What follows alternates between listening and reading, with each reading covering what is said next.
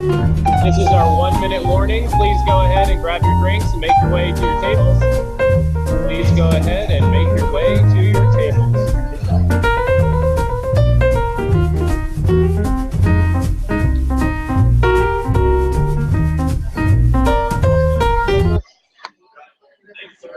You're doing the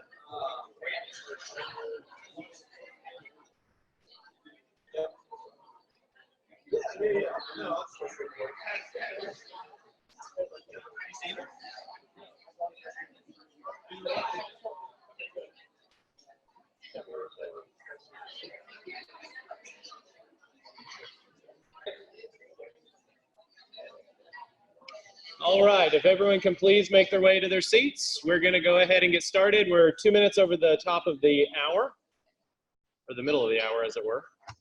Good morning and welcome. Thank you guys for all making time and blocking time out of your very busy schedules to come to the most recent Sacred Heart Medical Group Leadership Summit. We're glad to have you guys all here. We're glad to have Dr. Redmond here with us as well too, and she'll be presenting today. We have a very full agenda, so we're going to try to stick to our time. Really quickly, my name is Jacob Fisher. For those of you who don't know me, I'm one of the operational directors here at the medical group, and I get the pleasure of being the MC for today, to my excitement and probably your chagrin, but you know, indulge me for today if you will. Housekeeping items. For those of you who are not familiar, there are bathrooms out the main hallway, straight out past the information desk. There's one on the left-hand side. If you go down that main hallway, there's also another set of men's and women's bathrooms all the way down to that main hallway. Please, throughout the day, if you need to excuse yourself and use the facilities, just try to go out with as little disruption as possible. And then you can go out. Lunch will be served right out here at those tables that are out in the main foyer, just outside these double doors. And then if for some reason you have to take a phone call, I know that you guys are very busy. If you have to take a phone call or a text, please don't do it where you're sitting. Even texting is very distracting for everybody around. As I said, we will have a very busy schedule today. So if you need to take a phone call or a text, please excuse yourself and go out back. On the note of texting, please take out your phones and look at them right now if you would. Indulge me again. Make sure that they are on silent. And once you've made sure they're on silent, do me a second favor. Put it away. Either in your jacket or in your purse or in your bag. If you have a cell phone out on the table, please put it away. If you have a laptop out, we're not going to be using them. So go ahead and put your laptops away as well too. We want to have everybody's attention on the speakers and the material today. So that would be great. No falling asleep, that's frowned upon. Justin will whack you on the head. I think that's about all the stuff. There will be coffee and tea and snacks and stuff in the back today. They'll be refreshed. And I think we're having Zaxby's for lunch again today as we normally do. Love it. And that's it for the icebreaker. Thank you guys so much for your time. And I'm going to turn it over to Dan now, who's going to lead us in the reflection. Dan.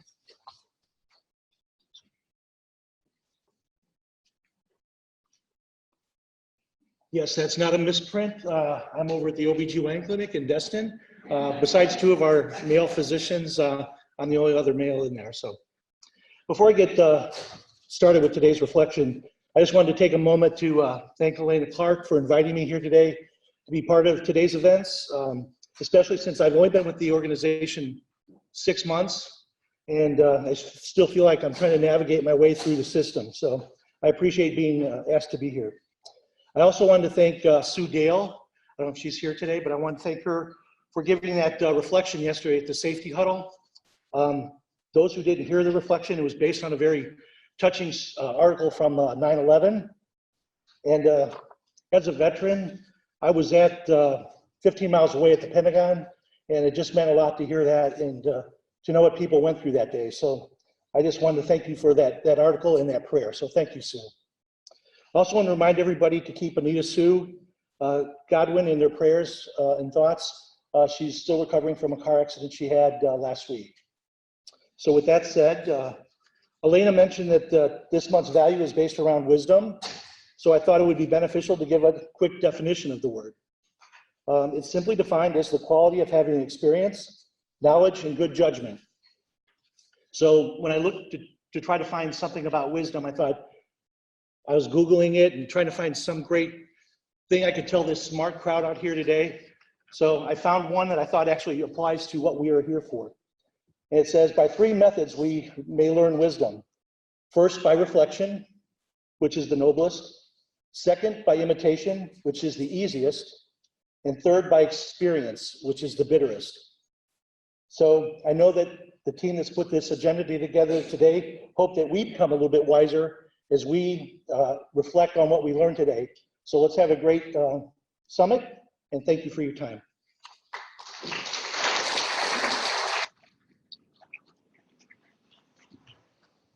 Thank you, Dan. I appreciate that.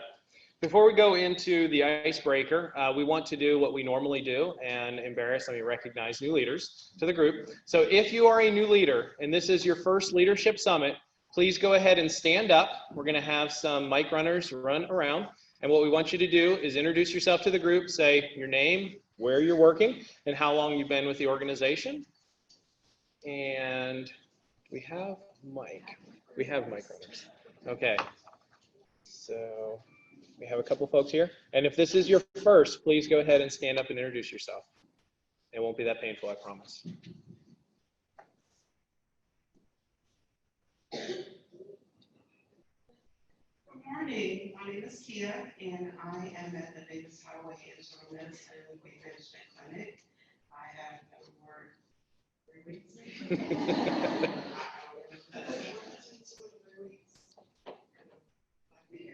Welcome. Welcome.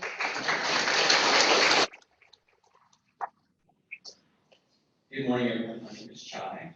I'm over at Airport Boulevard, Sacred Heart Medical Group with Dr. Pad, and I was with Kia at orientation, so we've been about 2.5 to 3 weeks on board. We're really happy to be here. Wonderful.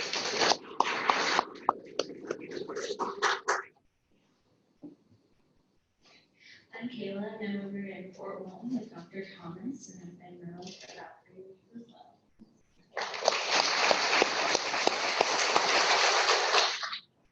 Do we have any other new leaders in the room? This is your first leadership summit.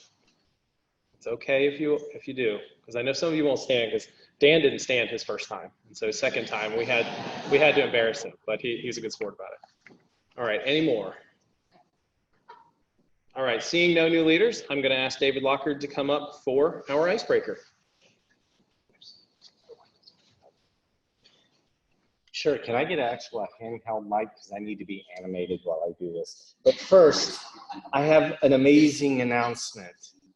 So today, people wore jeans or chose to throw money in the bucket for the Cambodian mission trip, which we're taking a team of 12 of our partners with me to Cambodia this year.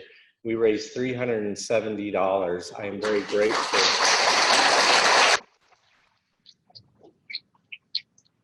My wife is in the country right now, and every morning she scouts around at who doesn't have money for breakfast, and she's been sitting at a table with somebody bringing them breakfast, and she's posting it on Facebook. If you want to see those pictures, I'll be glad to share her account so you can encourage her on this.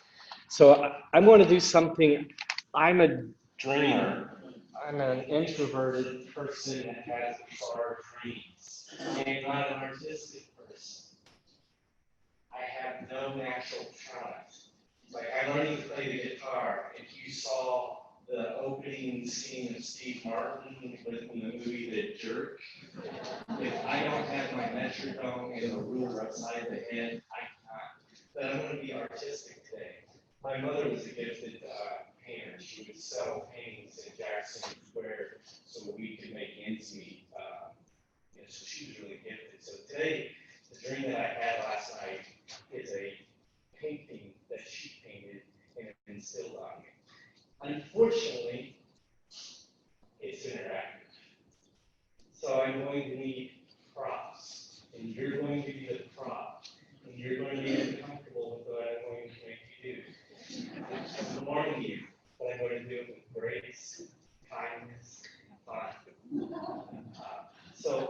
So in my dream last night, I was walking in this beautiful, surreal, relaxing environment. It was perfect. And the first thing I gazed upon is the sun.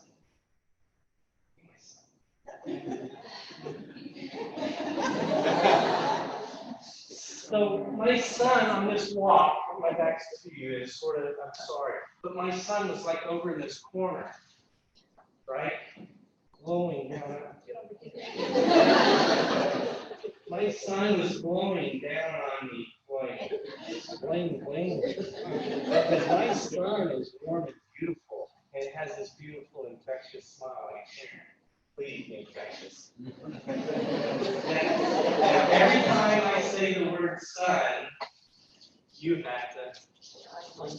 So in my walk, this beautiful sun was radiating down toward. I didn't blink like so. Next to the sun was a fabulous cloud.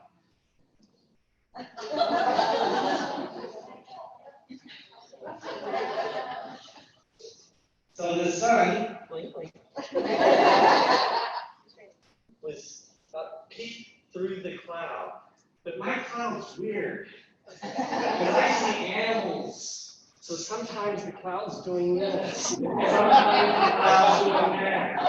But the cloud is approximating. But it's always constantly peeking and blocking the sun. The sun blinking. So are you starting to see my picture? Next in my picture is a beautiful, mighty, strong oak tree. Mighty strong. I know you're nervous.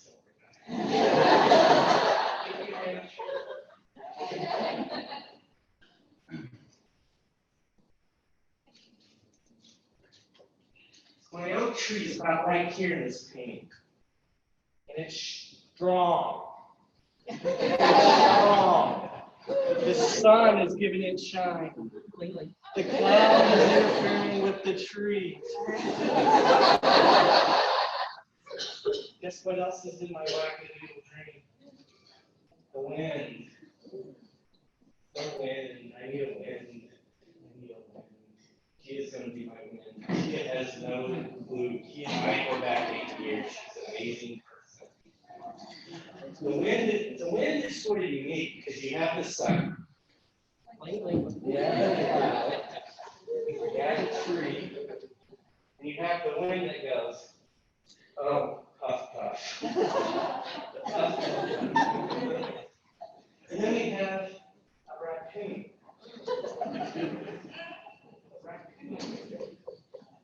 My raccoon has an Arnold Schwarzenegger accent. Anybody? Come on. Anybody? Don't make eye contact with me.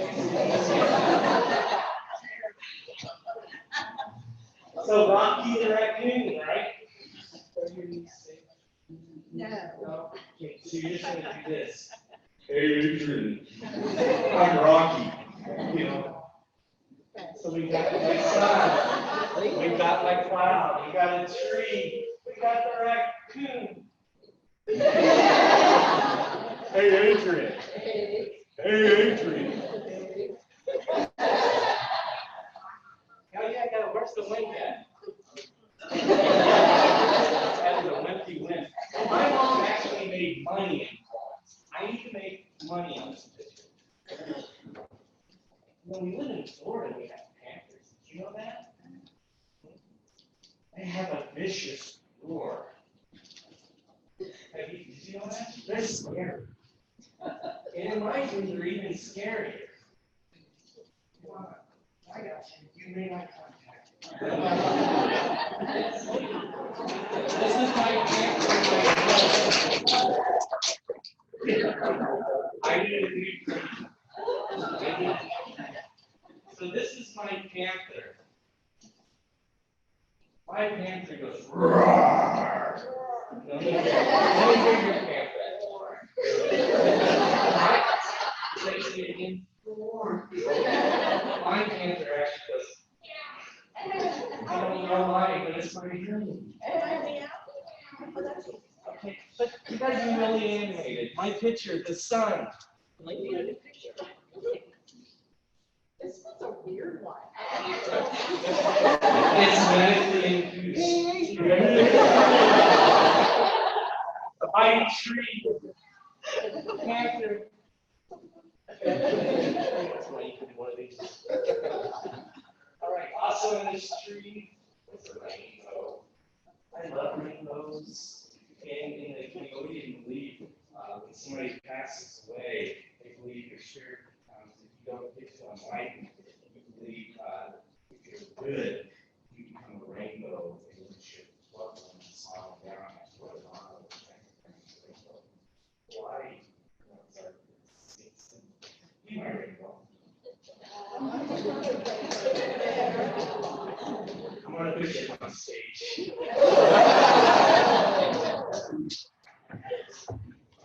Are you a ballerina? What would a rainbow do? Rainbow goes, I got you.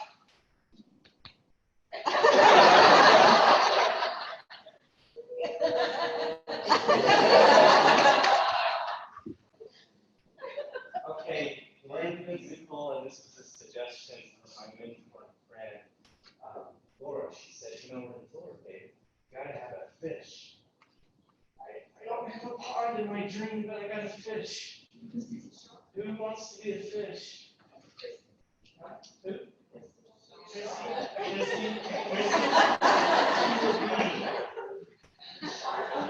I'm gonna pick on you. I know you'll do this part. I know you're gonna do my. I'm gonna.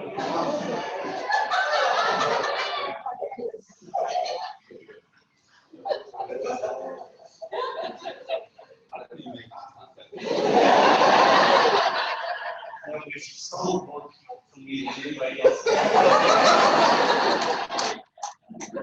and I are about the same age. I think you're a little bit younger than I am.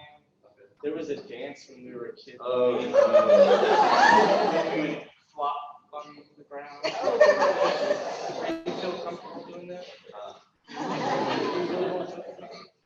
I'll let you have them early. No. All right, and you're gonna have to be a boring fish and give me pucker lips. Boring fish. Ladies and gentlemen, this is members of my psychedelic dream. Let's look at it all together with the sun. With the wind. Keep going now, don't stop. With Rocky the raccoon. With my mighty strong tree. My roaring panther. Keep going, keep going. My rainbow. My physical fish.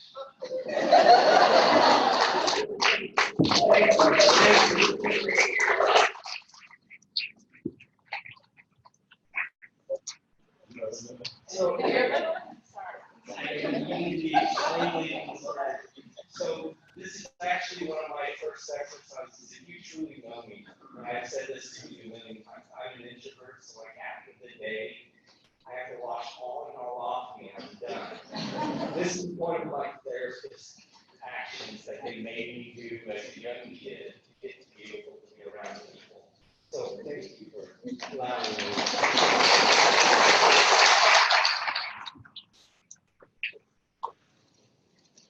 Thank you, David. I just want to say that you guys are all a room full of beautiful, beautiful, and complete and utter nut jobs. This is beautiful. I love it. I love it. So now that everybody's loosened up, we're going to start our agenda for today. And I have the clicker, and it's me up next. We're going to talk about, and I know everybody has a lot of questions about the current rebranding initiative. I've been getting a lot of emails, a lot of questions, so we're going to spend the next couple of minutes talking about what we do know.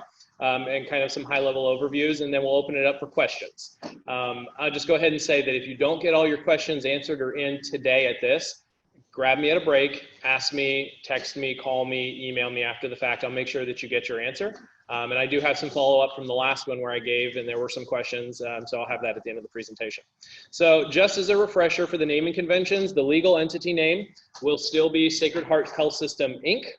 The new DBA, or doing business as name, is going to be Ascension Sacred Heart. So you can see the rest of the hospitals will be Ascension Sacred Heart Pensacola, Emerald Coast, Gulf Bay, Urgent Care, Ascension Medical Group Sacred Heart, and the Studer Family Children's Hospital, Ascension Sacred Heart. So those are what we presented last time, and those naming conventions are still the same, but just a refresher. Hold the phones. So I know that everybody's gotten some emails over the last couple of weeks about phone messaging, and as with everything, our market is a little nuanced. So depending on where you're at, it might not be as easy as was conveyed to you early on.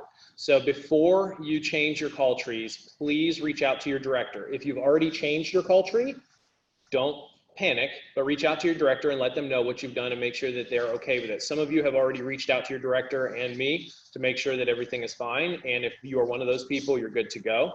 But I know for specifics, Jennifer Henry's General Pediatrics, Pediatric Subspecialties, any of the UF co-brand, there's a little bit of nuance and we're the only market that's doing that. So we have to make sure that we're correct. Also, if you're provider-based billing or PBB or PBS status in your office, there is a little bit of a difference too, and we have to make sure that you're capturing the name correctly for the hospital you're associated with. So these are some of the things that are going to be different about this, and that's why we want to make sure that before you change your phone greeting, either your personal or your office, please reach out to your director and make sure that you capture the correct naming conventions before you do it.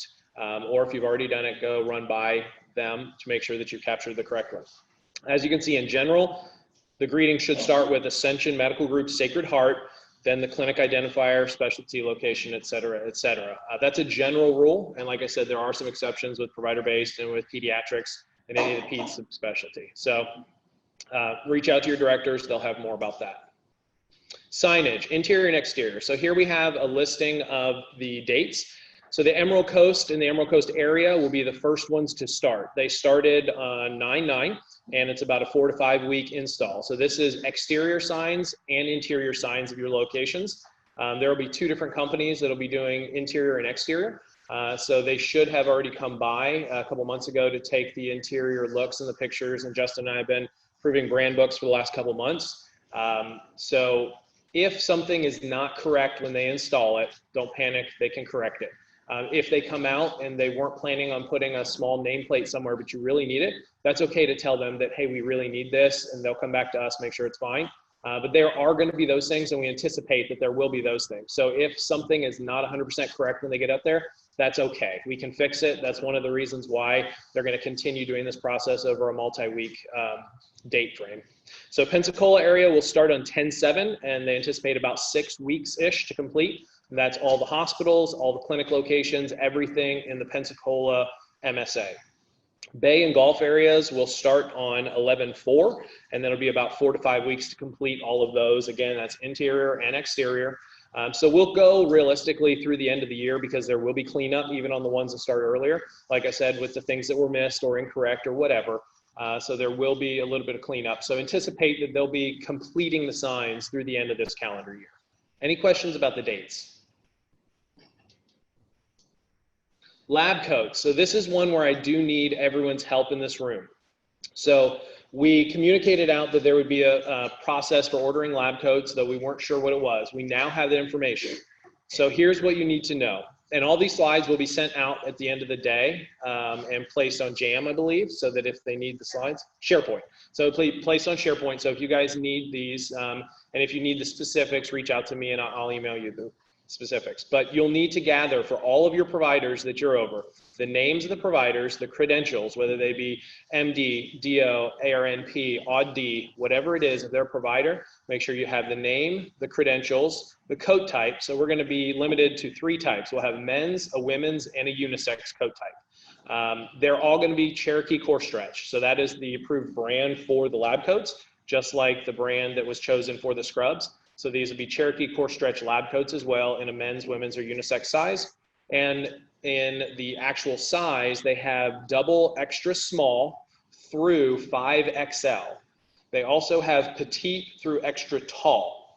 We were asked that if you need to order a petite, a tall, or an extra tall, make sure that you are very clear on specifying that. They said if you need to highlight it, whatever, because that's not a normal order. So if your providers need a petite or a tall or an extra tall, make sure that you draw attention to that on that provider. So once you have all that information together, and I recommend maybe putting it in an Excel spreadsheet. If you need help with how to do that, reach out to me and I'll help you figure out Excel.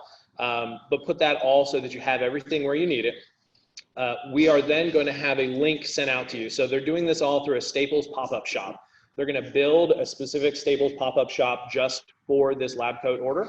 So we are going to send them everyone's name and their email address, and they're going to send the login directly to you. Once you have that login email sent to you, you can go into the Staples pop-up shop and you'll be able to input this information for each of your providers. So each provider is going to get 2 lab coats if they so desire. If they don't want 2 lab coats, you don't have to order, but that's what the default is 2 lab coats for each provider. Make sure you put your address, because we've asked them to ship it directly to your location so that we don't have anything messed up, send it to admin and then we have to get it to you. We're going to have it sent directly to your location. So wherever you want your order sent, put in that address, please, when it gets to that Staples pop-up shop. And there will be about a 4 to 6 week turnaround time. They're going to have the new Ascension Sacred Heart logo embroidered on them, and they'll have all the naming conventions and everything embroidered on them as well, too. So that part I will need your help on. I've asked them to set that up, and look for probably within the next week, you'll get an email about that. So you have the next couple of days to gather all that information on your providers. And then by early to mid next week, you should be getting an email with the Staples pop-up shop information. Any questions about that? Okay. The next part, badge update. So we had some questions last time about the badges, and I pulled a snippet out, and this is an actual example of what they're sending out of what the badges will look like.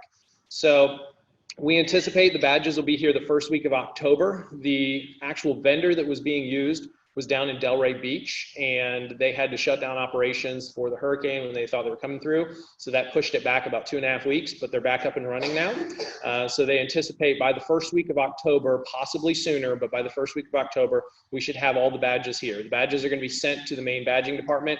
Then they're going to be sending them out to admin, I believe, and then we're going to be sending them out to you guys. So one way or another, by the first week of October, we've been told that we'll be able to get the badges out to you or start getting them out to you. But here's an example of the majority of folks in this room, the badges will look like. So you're going to have the Ascension Sacred Heart, you'll have your standard photo, and I've got questions about this. If you hate your photo, you can go get a new photo, but you might have to wait now until after this is done. So if you get your badge and it's a photo from 1963 and you really hate it, after this is all done, you can go over and see Sean Platt in the badging department. He can take a new photo of you. You can get, if you have a headshot, like a professional headshot that you want used, you can email it to Sean and ask him to print you a new badge with your professional headshot. Like not glamour shots, but if you have like a professional headshot, I don't want anything like on top of a piano or something. But this is what they're going to look like. You're going to have your first name, and that was one of the questions we wanted to address. Is people say, well, what's my name going to look like, and what are the names? As a general rule, most everybody in this room and all of your offices will have their first name, last initial. So depending on where you're at in the organization, as far as manager, director, VP, president, physician, your name may appear differently. You may have your full name, but for the majority of associates, it will be first name, last initial, period. It'll have the department name on there. If you're an RN, MD, something like that, if it's a state recognized credential, it will show on your badge. If it's anything else, it won't. So MHA, MBA, PhD, nothing like that will show on the badge. It'll just be medical state recognized on the badge. You'll also have your title and a location if applicable. There will be a couple hang tags. So like the administration one, they're kind of cleaning up the hang tags in this process as well too. So they're standardizing the hang tags across Jacksonville and Pensacola to as much as possible. There are some that they have in Jacksonville that we don't have here, and vice versa, some that we have that they don't. So there are a few outliers, but they're trying to make sure that everything is merged as well as possible. So there will be a full list of hang tags that will be coming out as well too. Any questions about the badges? Yes, ma'am. So whenever they do the new badges, some of us have special access and it's tied to that number in the bottom. So is that are they going to deactivate this number whenever they send out the old number, the new number, or? So that's a good question. So for everybody else to hear it, her question was, some of us have special access on your badges. Will they still have special access? The answer is yes. So when they started this, probably 6 months ago, they sent out a list to all the directors and managers and said, if there are people in your office that need access to, for instance, if you're in the hospital and you need to get into surgical suites and you need to pass access there, some of us have access to the administrative suite down here. Whatever you currently have now is what you're supposed to be loaded on the new badges. That was one of the things they worked with the vendor, was whatever access we have now needs to be loaded on. Now, again, the same thing with the signs. There could be things that are missed. So if you get your new badge and you find that you don't have it, Sean Platt over in badging can fix all that stuff. So all you'll have to do is go over and see him. He can pull up what you were, and if applicable, he may have to reach out to your director or VP or whatever, but they'll be able to fix that. But we've been told that whatever you have now should translate over to the new badges, and you shouldn't have any drops or any problems, but be on the lookout that it could happen. So it's a good question. Any other questions about the badges? Yes, ma'am.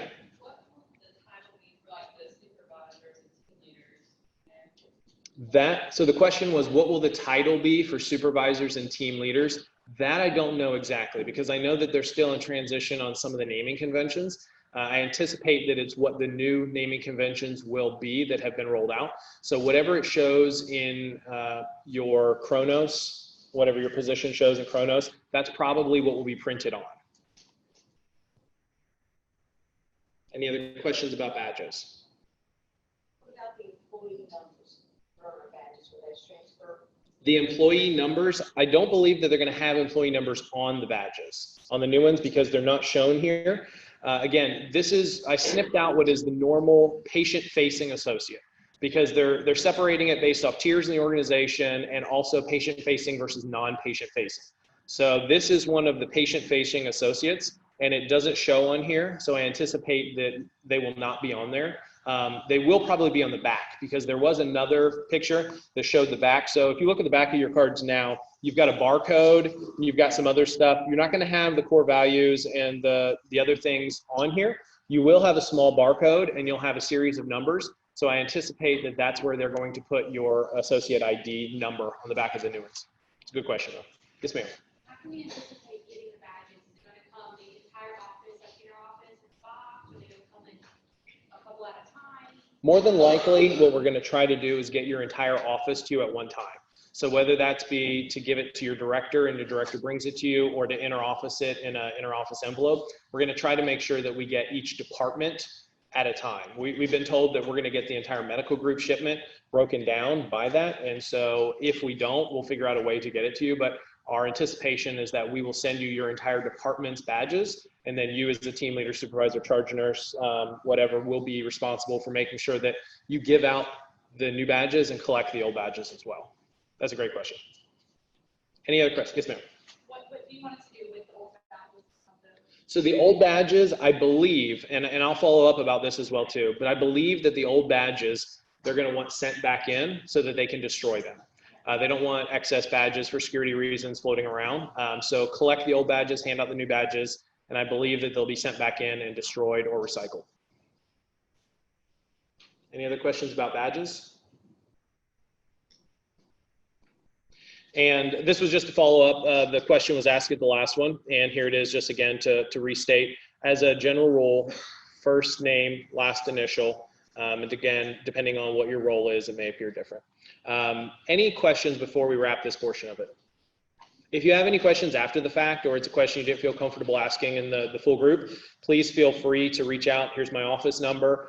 Some of you guys have my cell phone. Shoot me a call or a text. This is my email address. I'll try to get back to you as quickly as I can, because I know everybody has questions and concerns about this. But it's a good thing. It's coming well. And I think that they're, to the best of their ability, the sign companies have been handling this very well. So if you guys have any questions, please reach out to me. Now, without further ado, I'm going to ask our favorite tall man in the room, Justin Labrato, to come up and give us an update on the state of the medical group and the goals. So, Justin. Clap.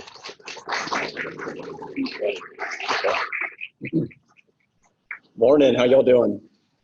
All right, so the icebreaker this morning that David did was really, so you're not done yet.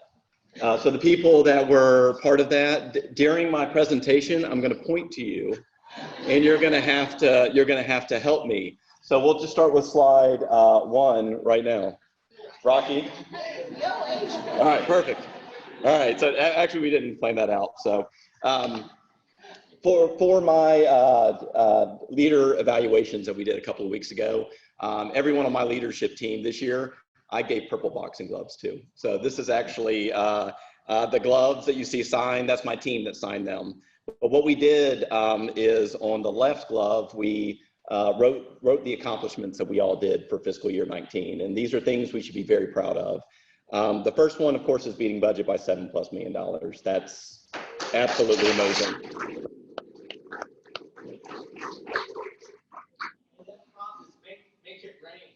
Make it rain. That's too funny. The second one is no serious safety events, which is awesome. Third one, net loyalty score of 84.4, so it's the highest ever. And this excludes Panama City, but we added 68 providers excluding Panama City. And then Panama City gets their own line. So, and Melody, are you is Mary Beth here too? You're holding down Panama City for us right now. All right, perfect. All right, so on the right hand, and this is my request for fiscal year 20, because how many of us feel like we're constantly in a boxing match? A couple of us. So I'm right-handed, so everyone on the right hand has fiscal year 20, keep fighting for the medical group. So the reason why I did purple is that this was also our last year, fiscal year 19 of purple, right? So it's one of those. So next year we'll change to violet gloves for everybody. But for fiscal year 20, it's going to be a challenge, and we're going to go through you know, some of our goals for this year, but we're going to have to be perfect in the group, and we have been for years, but we're just going to continue that. So I'm going to start off with the wins. So MFM I saw a picture of one of the MFM vans, and they pulled out the panel, and there were roaches in the inside of the van. And so we have two vans that do outreach to Crestview, Destin, and Fort Walton Beach.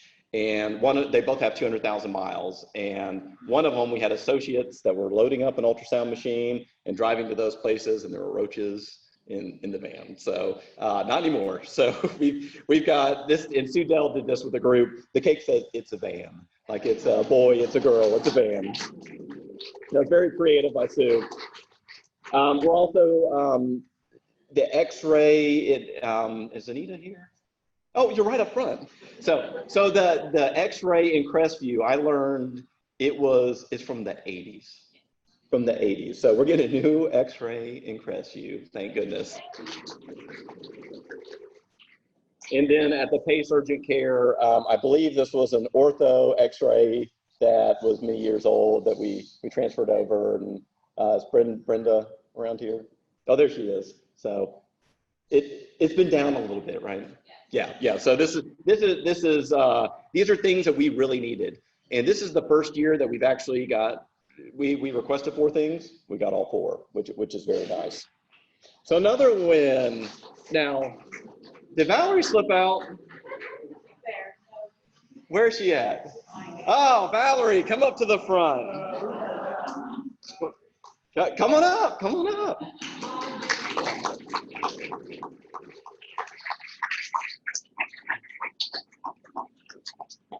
So make sure your LinkedIn pictures are ones you want me to steal. So this is from Valerie's right now. Valerie on September 8th was her 15th anniversary at Sacred Heart. Congratulations. And that picture was a couple months ago, right?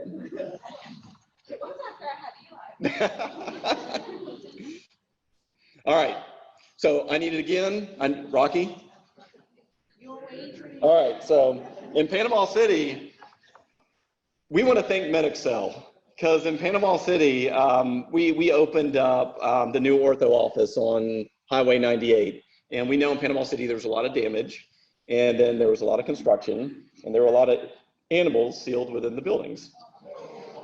And so there had been, there was this terrible smell at the new ortho office. And luckily MedExcel came to the rescue, but sorry, I had to put this in here. That's the biggest possum I've ever seen. But I know y'all deal with this kind of stuff all the time, maybe not possums in your ceiling, but Mary Beth and Melody, y'all going through a lot. Thank y'all for that. That brings us to other Panama City things, and this is actually a pre-hurricane picture. So we opened up this week 2 new buildings in Panama City. We call these the Cove or the Fox buildings. They don't look like this now. They're much prettier. They actually have metal roofs on them now. They raised the roof line up.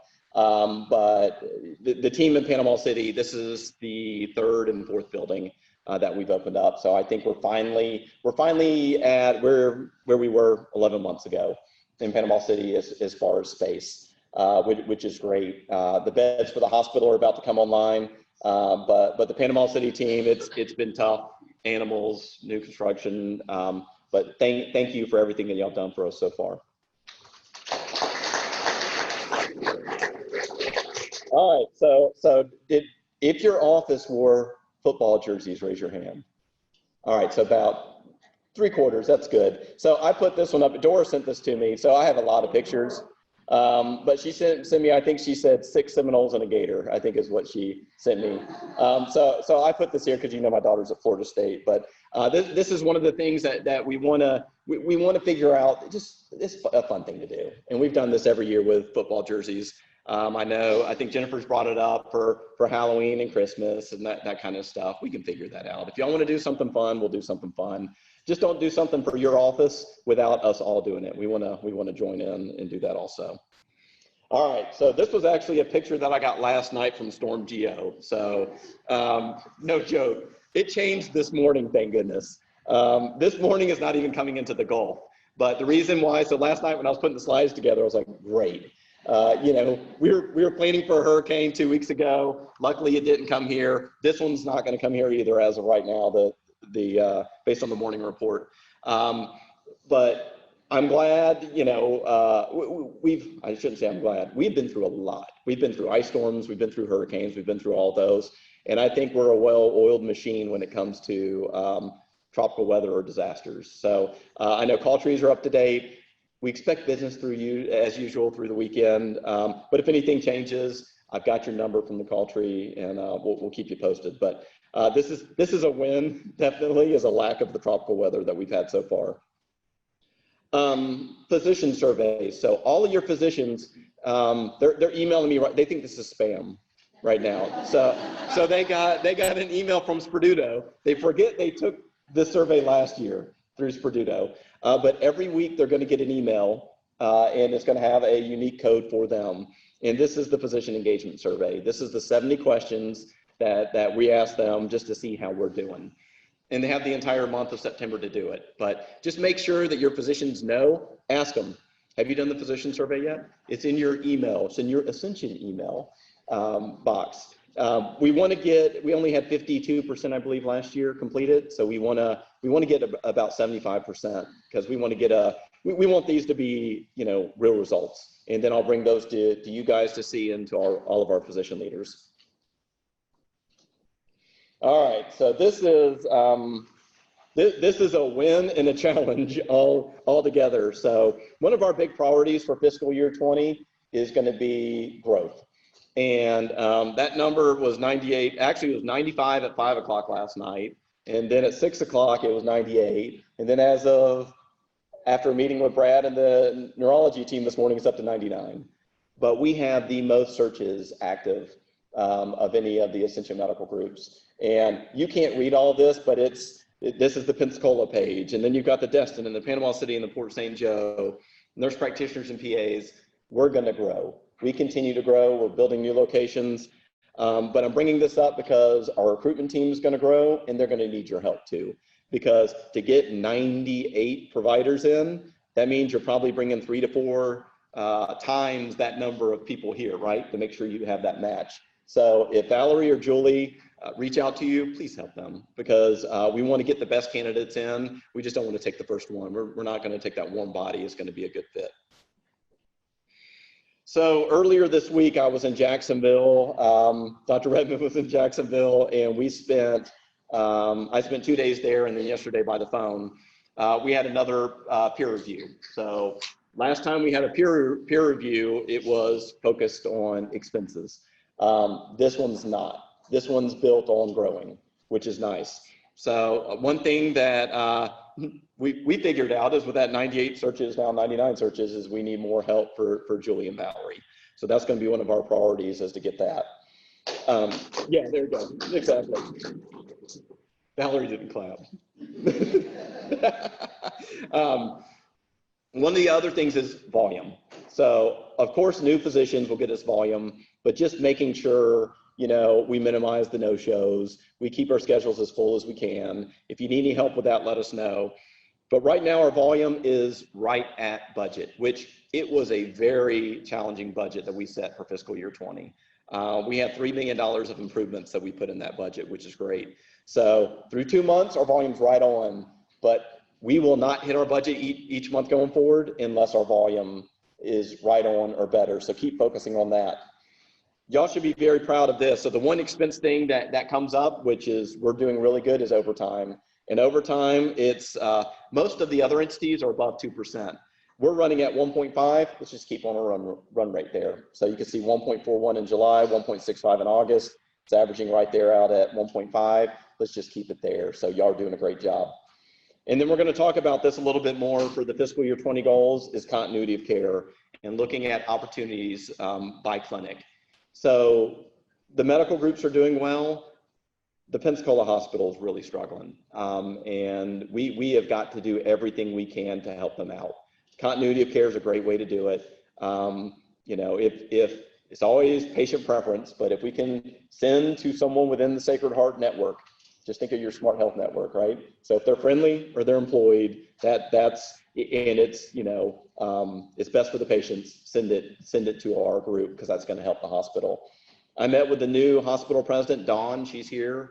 So she's got her hands full. She's very nice. I think y'all like her. But she's going to focus immediately on cardiology, ortho, and neurosciences. So when I met with her last night, those are her 3 clear priorities.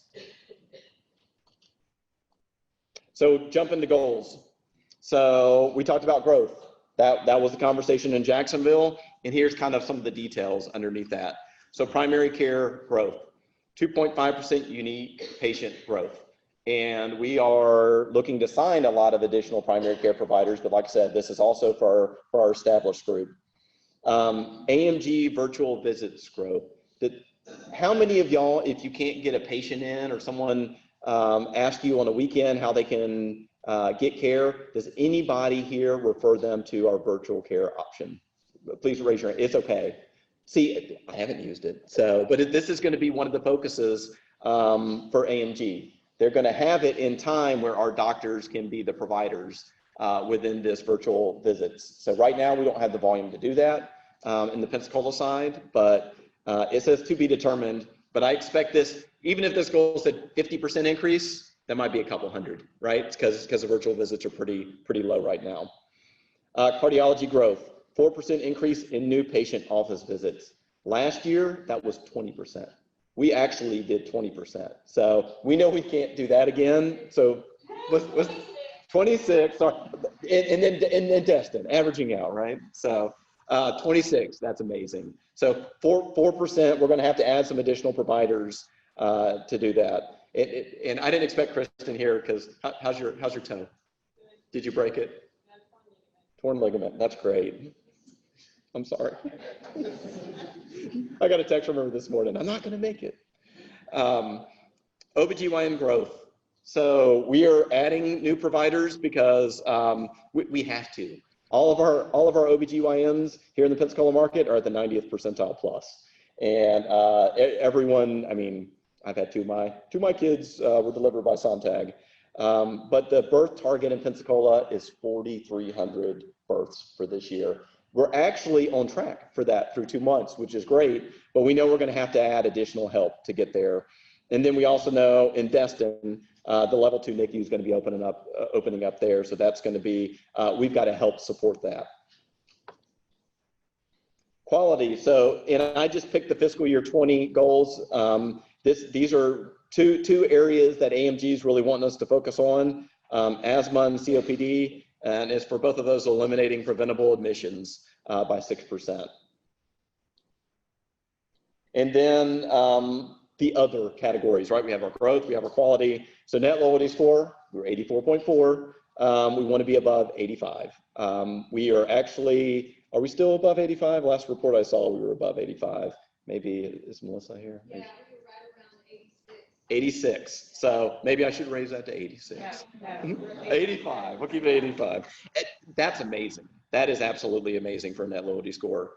Financial results. We talked about volume. Volume is the best way for us to hit budget. In the month of August, we beat budget by 106,000.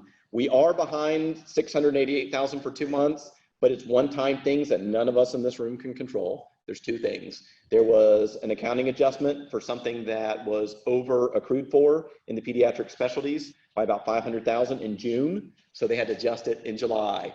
Unfortunately, it's across fiscal years. And then the other is they're negotiating lower fees for Athena.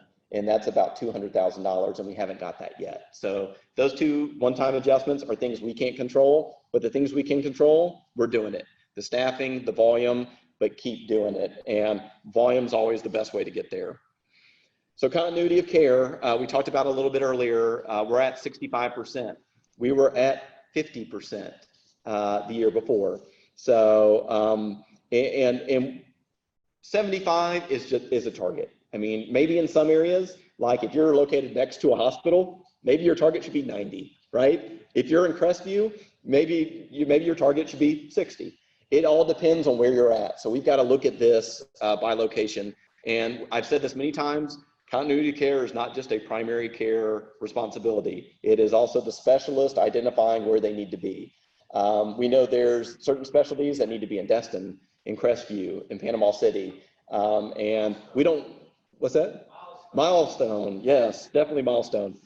So speaking of Milestone, and thank you for saying it, David, we talked a little bit about Navy Federal last time, right?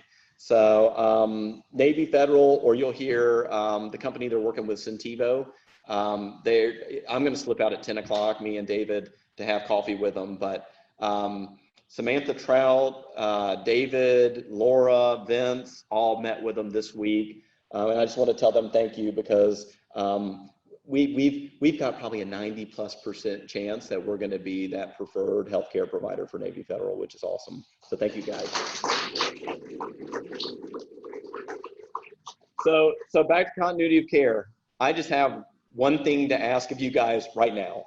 And I'll be honest, I can't look at continuity of care reports. Y'all can. So me and Dr. Redmond can't. But pull your continuity of care reports by a physician and give it to the physicians, because just them having the data in their hands, it might be, you might look at it and say, this is good.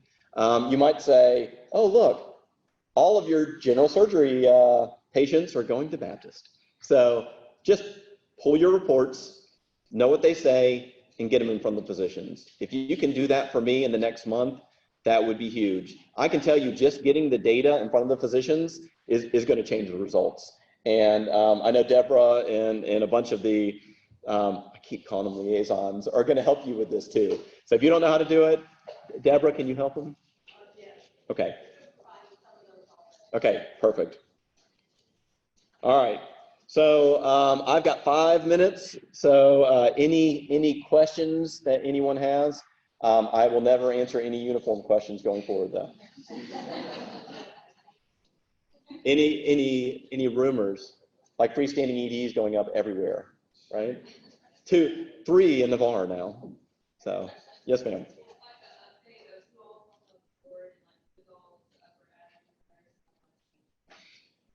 Yes, there's been a lot of changes. So you've got, of course, me and Dr. Redmond as the dyad leaders. We're working to get the leadership for primary care solidified first. So Dr. Langer is going to be the physician leader for primary care. She is going to go 40%. I think it's 40% admin now. So which is going to be good. Specialty, we're still working on the specialty side of it. But we've got Dr. Bixler, Dr. Daniels, they're all still in our primary care leadership team. And then, like I said, we're working through that on the specialty side. I think everybody knows Dr. Folan has been named to the for the Children's Hospital. He's 50% physician leader over there. I'm going to forget all the changes that we have right now. So are there ones that I missed that you want to know about? Dr. Hawkins. So of course, Dr. Hawkins has always been our urgent care leader, but he's, I mean, he will continue to be that. So yeah, thank you. That's it. Okay. All right. Other questions? Nothing? All right, well then I'll turn it. Yeah, who was that? All right, we're going to go ahead and start with our next section of the agenda. And as you can see, it's going to be Joint Commission and Quality. And I believe Denise Ingram is going to lead the day for us. So Denise, come on up. And here's your clicker if you need it. This one is the only one that's on the recording. So when you speak for this microphone is the only one that's recorded. You can put it, yeah.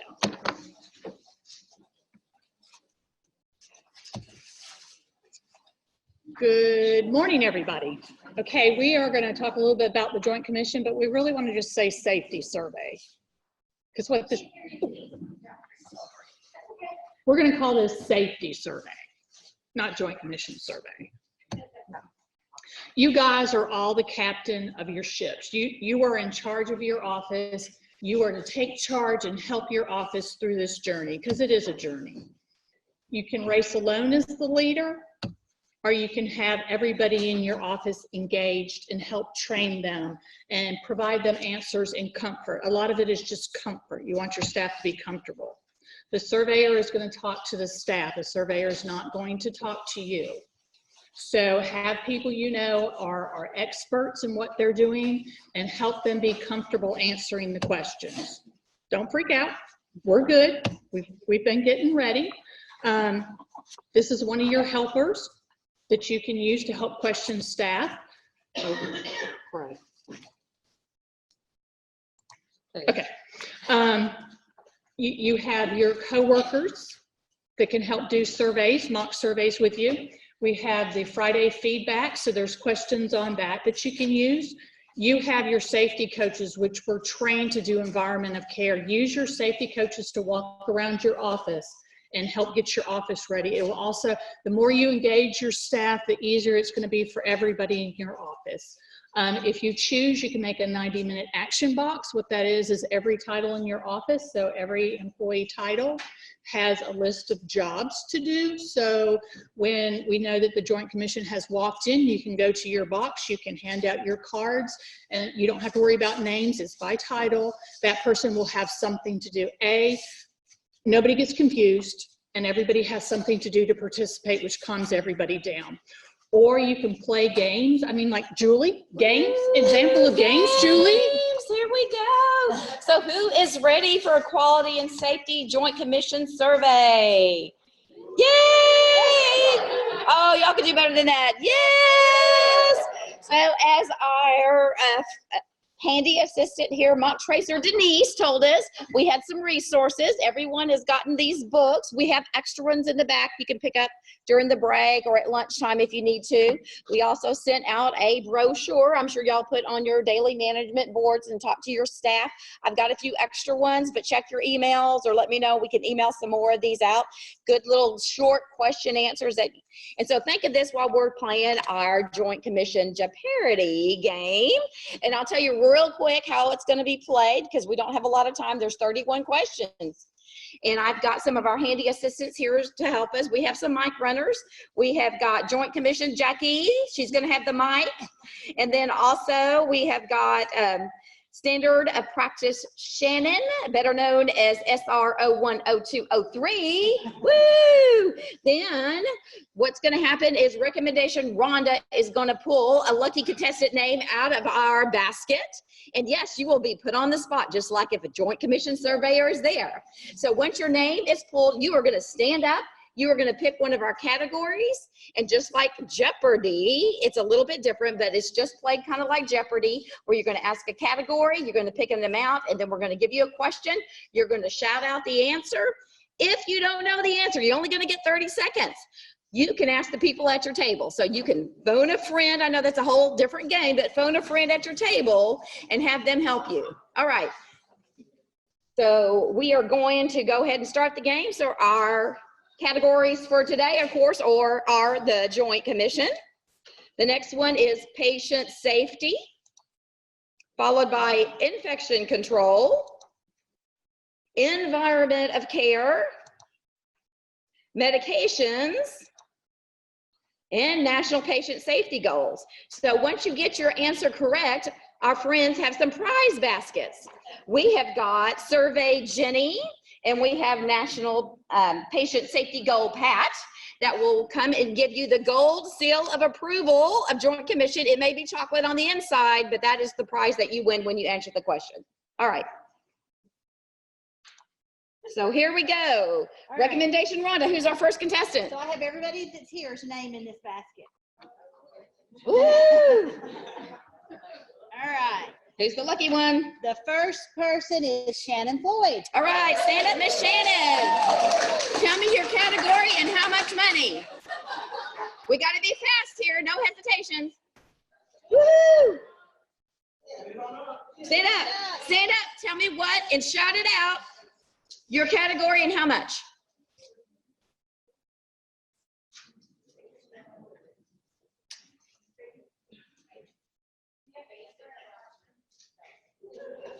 I'm sorry, I can hear. Uh-oh, no, the mic's not working. Patient safety for 400, here we go.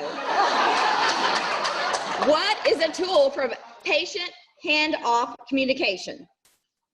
So think about your resources, you got 30 seconds, here we go. Shout it out. What is a tool for patient handoff communication? Okay, if you don't know, ask your table. Does your table know? Clock's ticking. There we go. Okay, yes, SBAR, situation, background, assessment, recommendation.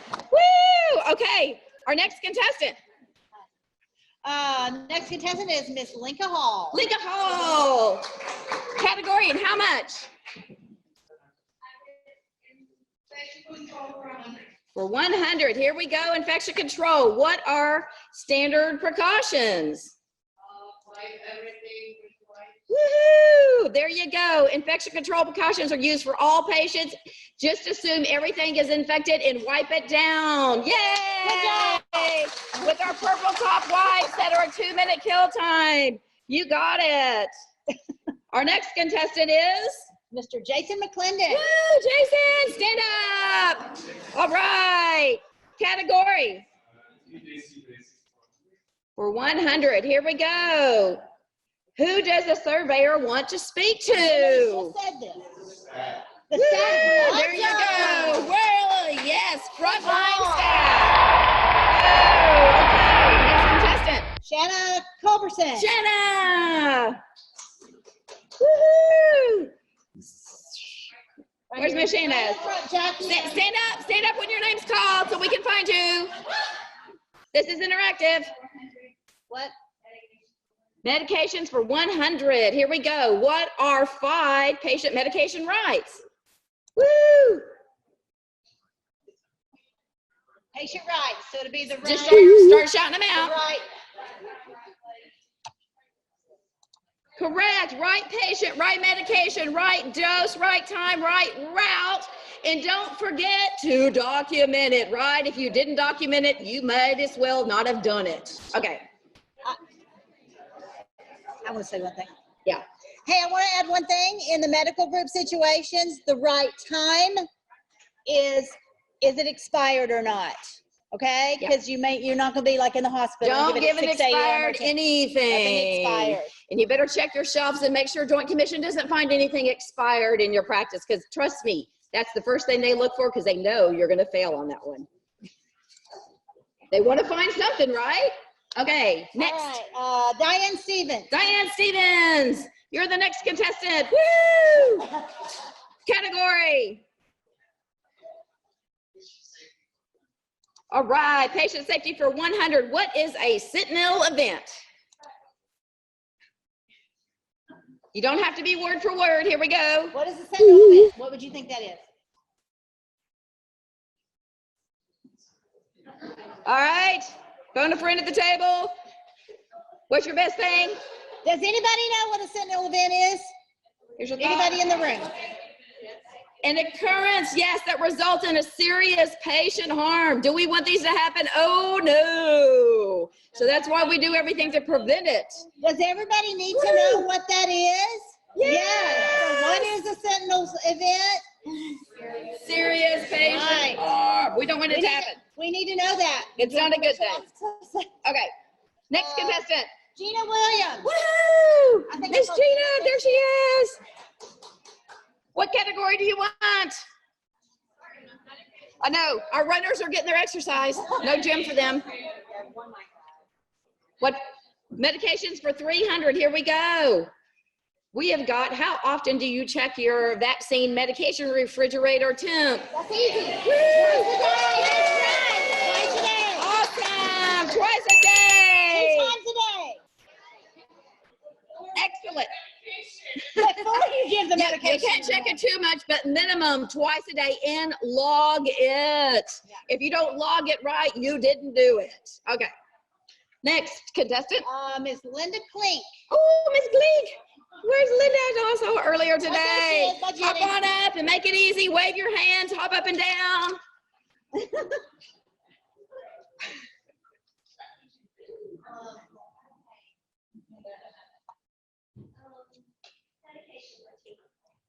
$200, here we go. What do you label on drawn up medications? So if you draw something up into a syringe, what do you? Woo! We're gonna have the patient name, date of birth. We're gonna also put the name of the medicine and its concentration.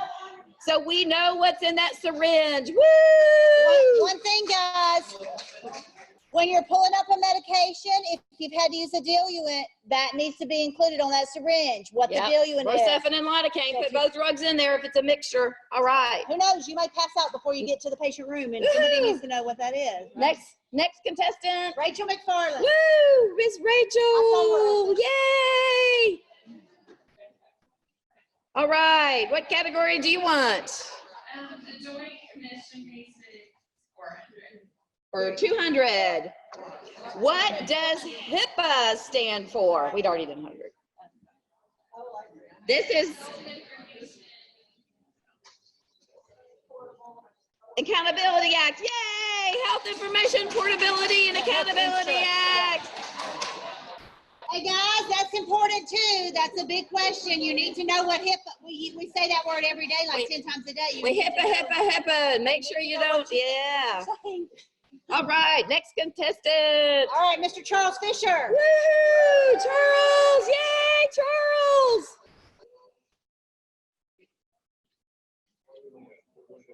Which one do you want? I'm gonna fail and go down the plane. Let's do it. So, Oh, he's just checking. EOC 500. All right, let's go for the big bucks. What would you do if you have a damaged ceiling tile? Immediately call properties. Woo! Good job. Right, we want to make sure they're working correctly, so awesome, good job. Our sprinklers and our smoke detectors work. Yes, good job. Call facilities. All right, next contestant. Pageant LeBeau. Pageant, where is she? Stand up, raise your hand. I'm pronouncing the last name right. Okay. Category.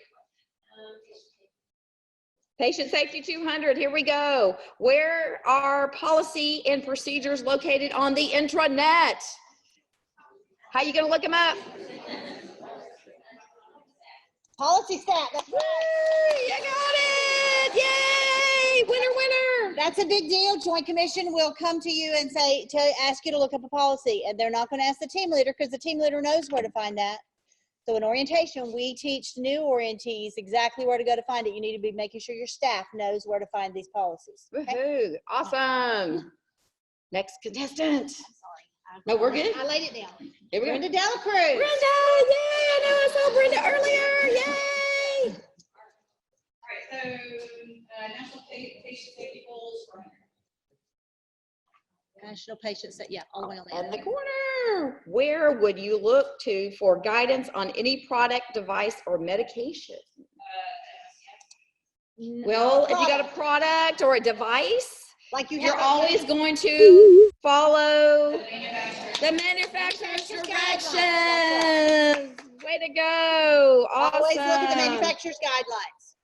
Woohoo! And you can take your surveyor to them because there's no way you can remember them. Right.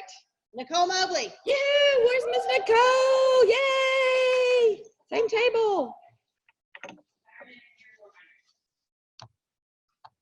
For 100, what must be on all equipment and in date? If it has. What? Your That's TriMedics right. Awesome. sticker, look at your dates. And if it's expired, don't use it. Call TriMedics. All right. All right, Jason Trout. Ooh, Jason. It's random. It's not rigged. All right, I'm gonna go for 2. All right. TJC Basics for 500. Woohoo! What are words to avoid when speaking to a surveyor? That's a good one. True. Might be a few one. Yes, I don't know. Usually I do this. I attempt to sometimes. Sometimes I try to do it that way. So you want to say what you really do. Yes, don't be vague. I always look at the manufacturer's guidelines when I'm performing a test. You never want to say, if it's a Wednesday or a Friday, I do it. But other than that, forget it. Yeah, no. Always, yeah. It is okay to say I don't know. It- I don't know, I will get somebody. It's an open book test. Yes. If you don't know, you go to the answer or find the answer. Yes. You can phone a friend. Kathy Johnson. Woohoo, Kathy! Medication, 400. 400, here we go. What type of orders are prohibited unless it is an emergent situation? Verbal order. Yay!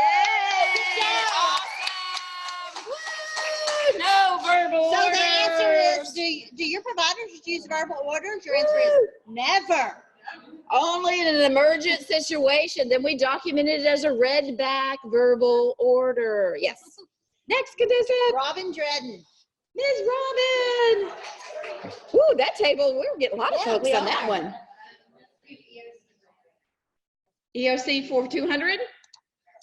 There we go. What are acronyms to remember in case of a fire? Yay, you got it. Race, rescue, alert, confine, extinguish, and pass, pull, aim, squeeze, sweep. And again, you can take them to your fire extinguisher because you have them posted on your fire extinguisher. Next one. Crystalline Hyatt. Crystalline, yay! Rocky, better known as Rocky. Yay, Adrian. Let's do, infection control 200. We have got, how often do you check for outdated supplies and medications? At least. Woo! There you go. At least monthly. Be in the habit of looking for it every time you open it because sometimes things get lost and you find it. Yes. Yeah, I heard a story about a doctor that was carrying around some clonidine in his pocket, and he remembered it and put it on the shelf in the med room, and the manager had just went through there and checked right before Next that. contestant. Caleb Bays. Are we? I'm not sure how to pronounce that. Is that right, Bays? Bays, okay.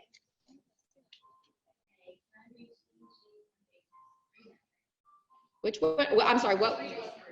TJC Basics for 300. TJC Basics 300. Here we go. How often does a TJ survey occur? Every how many years? 3 years. That's right. Yay! Awesome. Next contestant. To the Jeopardy music. Yeah, I know. I didn't know if that was our signal that we're running out of time or not. I'm like, woo! Get us in the mood. Patty Kerr. I know what you cannot escape. It's Patty Kerr. All right. 300. Here we go. What is applied to reusable instruments after use at point of care and before transport? What stuff is applied? You know the name of the Forever Wet Prepzyme. You got it. Awesome. Woo!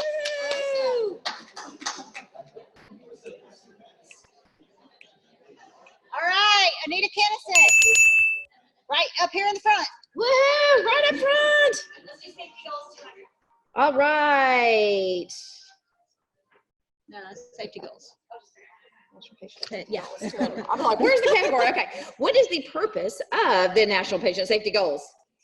It's Woohoo! Improve patient safety by reducing errors. Yes. I guarantee you, if there's a national patient safety goal, it means something's happened and somebody got Yeah. hurt.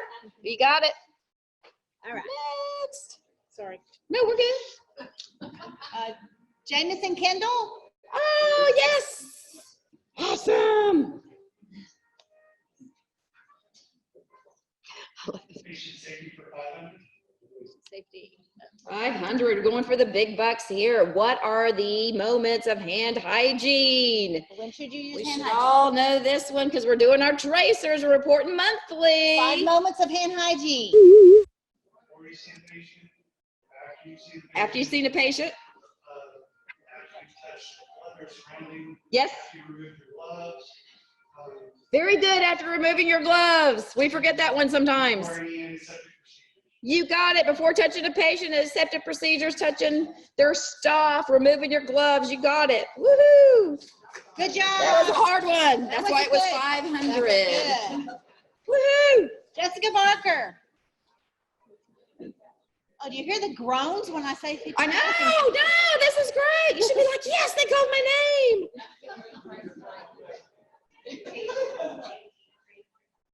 Patient safety for 300. Here we go. What are examples of PPE, personal protective equipment? Yes, glove, gowns, face mask, or safety glasses. And make sure you use them when you need to, right? Okay. Next. Dan Alia. Oh, Did I pronounce that right, Alia? Ow. Dan, all right, Dan. Is Woohoo. that everybody at that table that I've chosen? Let's do the basics. 400. TJC basics. What is tracer methodology? Quiet. Mock tracer Denise. I know. She.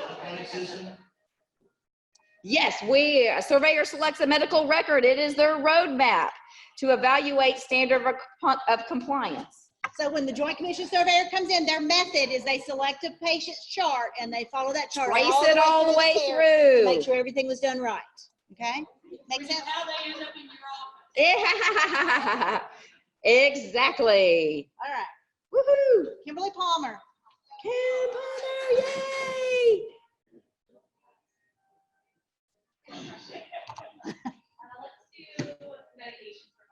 500, here we go. Why must medication reconciliation be conducted each visit with every patient? To ensure that the medications are up to date and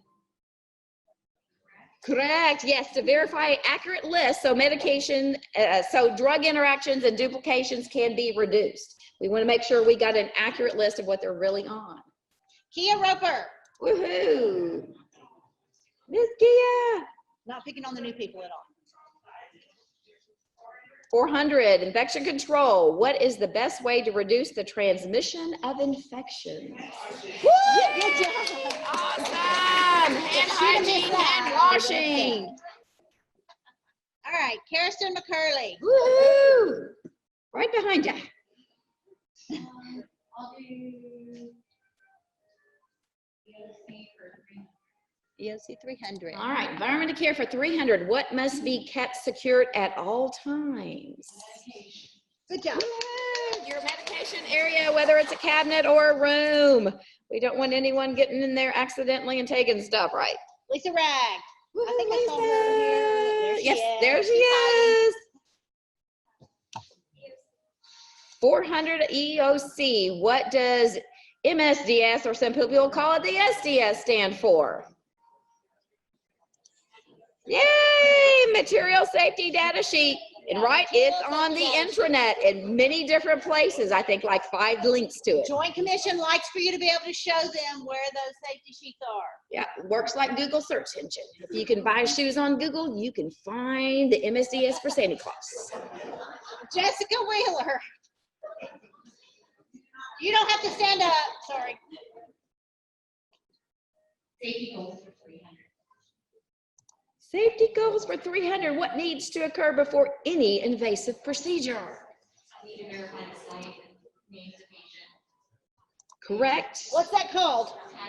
Universal protocol. So we're going to get an informed consent. We're going to mark the site, your provider will, and you're going to do a timeout before you start. All right. And make sure you document afterwards. Kelly Davies. Woohoo! Woohoo, 500. What is prohibited in patient care areas? Yay! Do not have food and drink. Awesome. But it is found quite often. Deborah Brewer. Deborah Brewer. I was going to say, yes, I saw Deborah earlier. Yay. Woohoo. Got one of two to choose. 400 or 500. What do you want for national patient safety goals? 500. Go for the big ones. What are the minimum 2 patient identifiers? It's the daily double. What are the 2 minimum patient safety identifiers? Name and date of birth. Awesome. Name and date of birth. You got it. And make them tell you. You don't ask yes or no questions on that one. All right. Brandon Nix. Brandon, last but not least. Did he leave? Oh, nuts. He missed it. Did he leave? All right. We'll pick somebody else. Yeah, He's missing his gold cougaran. Tony, do you want to answer for him? You usually do. You can't talk. I forgot you have laryngitis. Okay. Uh-oh. Rhonda Freeman. Rhonda, yay! Rhonda's the lucky one.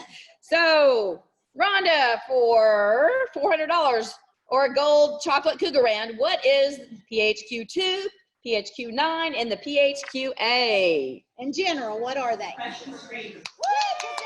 Depression screenings. All right, and now we have the final Jeopardy question, and it's for everybody. Everybody. Woohoo! So our final Jeopardy question is,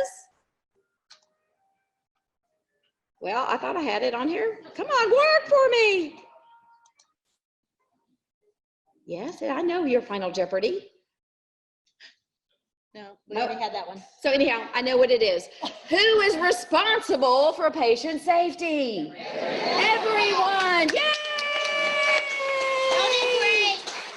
All right, so if you want a copy of this, I know it's in the slide deck you get, but it's like a little quirky in here, and my sounds wouldn't work, but thank you very much to Daryl for our Jeopardy sounds in here.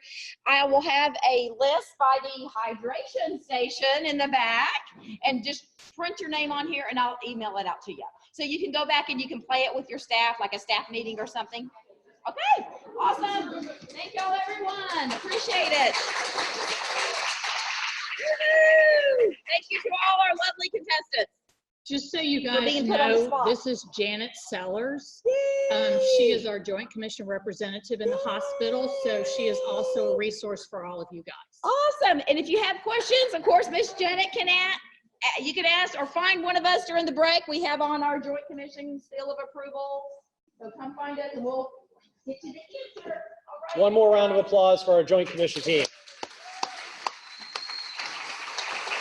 That was about the most fun Joint Commission quality program we've ever had. I gotta say, I really dig the Jeopardy. We're going to recognition. All right. In interest of time, we're going to skip ahead and do recognition. On the agenda, it was supposed to be Ascension Complete. We're going to come back to them. A few of them are still waiting to get here. So we're going to go ahead and skip ahead to recognitions.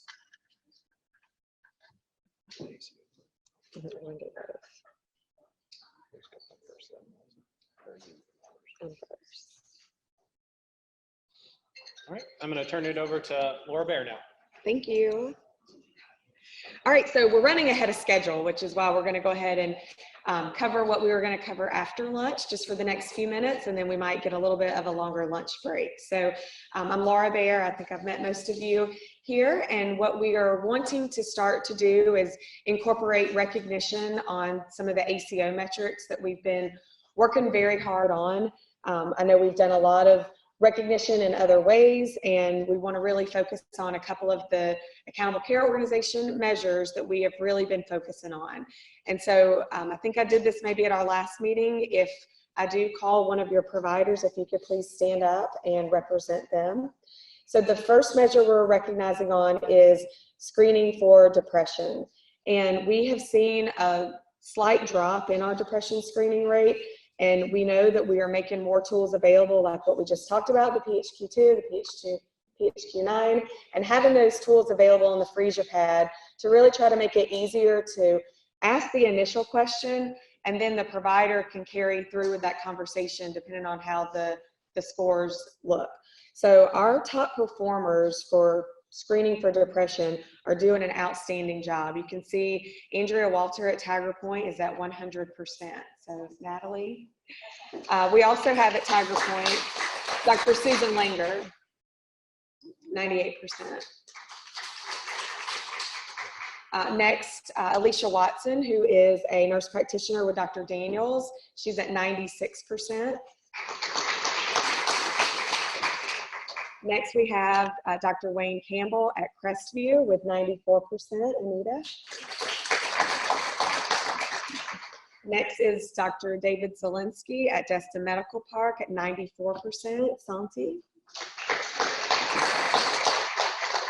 And we have Dr. Matthew Kinzelman at Destin Market Shops at 92%. Patricia. And team, way to go. All right, and then the next measure we want to recognize on is our screening for fall risk. And I know that we get to hear about the falls that are happening in our practices with our events and our weekly safety huddles, but we also are reporting this as one of our ACO measures. And so again, we want to recognize who those top performers are. Again, we have a lot of repeats here, so might be some of the same individuals that are standing for recognition. We'll start again with Andrea Walter at Tiger Point at 97%. Alicia Watson, 96%. Dr. Susan Langer, Tiger Point. Dr. Matthew Daniels. Dr. Billy August in Foley, 86%. Dr. Riga Hagan at Milestone at 85%. Dr. Robert Kincaid at Pace at 83%. Dr. Adam Tarnowski here at Airport Medical Park at 82%. And Dr. Mark Cooper at Crestview, 81%. So again, we want to show you who's doing it right, who's doing it well, so that you can look at how your providers are performing. And then if you want to go talk to the team leaders or have your providers talk to each other to see, you know, what is it that's allowing them to reach these scores that that your provider might be struggling with. We want to show you who those top performers are. So congratulations to all of those. And I'm going to welcome Melissa up and we will do our CG CAPS recognition. All right, good morning. Thank you, Laura. So I wanted to recognize some of our offices for their performance and courtesy and respect for FY19. And these were the final numbers. So if I call your office, please stand, and we have some certificates for you that Elena's going to pass out. So these two offices were at the 100th percentile rank for all of FY19. So let's give a big congratulations to Dr.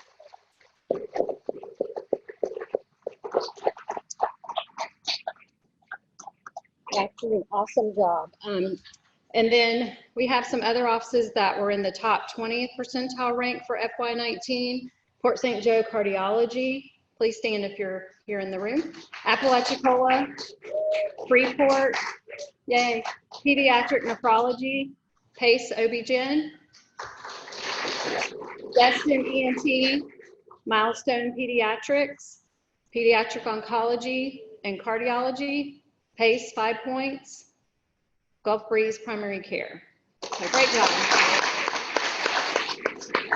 That's not an easy task, so congratulations. All right, thank you. Elena's passing those certificates out. All right, we're a little ahead of schedule. I'm not going to sing or anything. That's Jacob's job.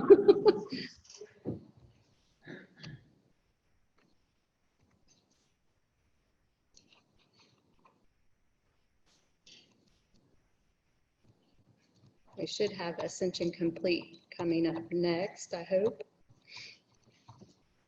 What is Jeopardy? Oops. Why don't we take a stretch break? Everybody stand and stretch.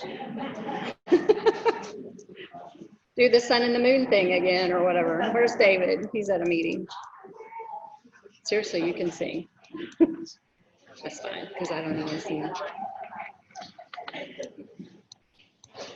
We're going to go ahead and take a 10-minute break. So the clock on the back of the wall says 10:41. Please be back at about 10:50, and we'll go ahead and get started with the next section. We had a stretch break, but we're going to go ahead and just give you a full break.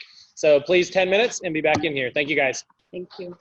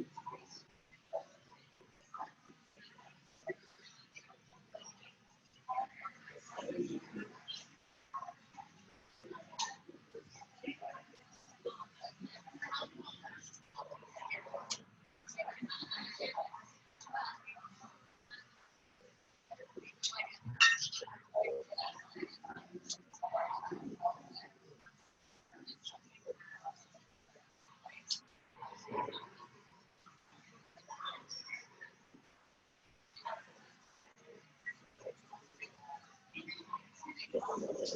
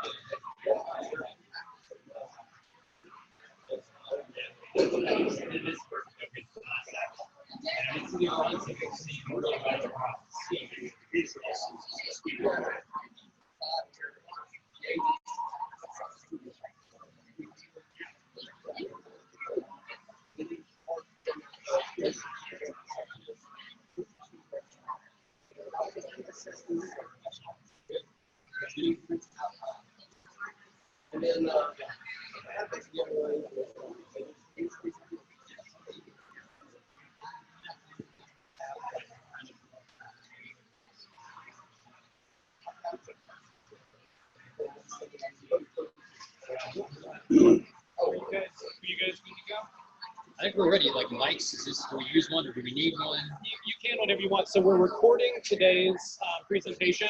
This is the only mic to talk to the recording. So whoever's speaking, if you guys could use this, when you're doing Q&A, you can use the other ones. We have 2 mics that we'll run around to for Q&A.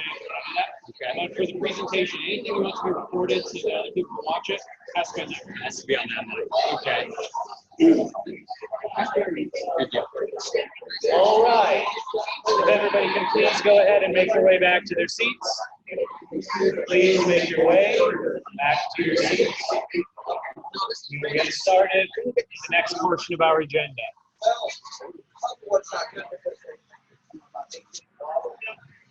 All right. Thank you guys all. And we have our team. We have our team from Ascension Complete here.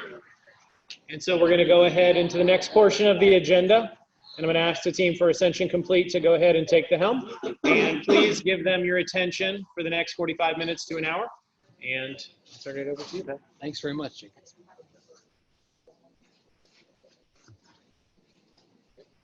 Hey, everybody. Really glad to be here. Thanks for having us today. We're really excited to talk to you about Ascension Complete. Hopefully you've heard about us and the products we're rolling out in your market and others in 2020. A lot of exciting ground to cover today. Before we dive into what we'll be covering, let's start with introductions. We want you guys to know who you'll be working with on this product. So I'm Pat Oxholm. I'm the Senior Director for Medicare Advantage Deployment for Ascension. And I've got some Ascension teammates here with me. Darren Hume is our marketing lead for the product. He'll be talking to you today about some of the materials we'll be bringing out to your offices. Then we also have Christina Norwood. Christina, you say hey. She's our project manager, so vital to keeping everything we're doing on track and moving forward and making progress. We also have Craig Carroll, probably familiar face for you, our market director for Florida. We also have some Centene associates. Nancy, do you want to do some introductions for your team before we get started? Hi, good morning, everyone. I'm Nancy Davis, Vice President of Business Development for Centene, based in St. Louis. And with us, we have JJ Kenovan, Manager of Business Development. He'll be helping with the Ascension Complete rollout by market. Patrick Lima, Vice President of Sales for Ascension Complete. And we have Terrence Hunter, Ascension Complete market manager for sales. So thank you again for allowing us to be here today. Great. So what are we going to tell? Oh, thank you. It's a nice group. So here's what we'll be talking to you today about: AEP prep. Oh, sure. Yeah. Oh. Thanks, Dr. Redmond. So I did want to introduce the Ascension Complete folks that are here, but more importantly, what I want to let you all know is that I don't like sales reps.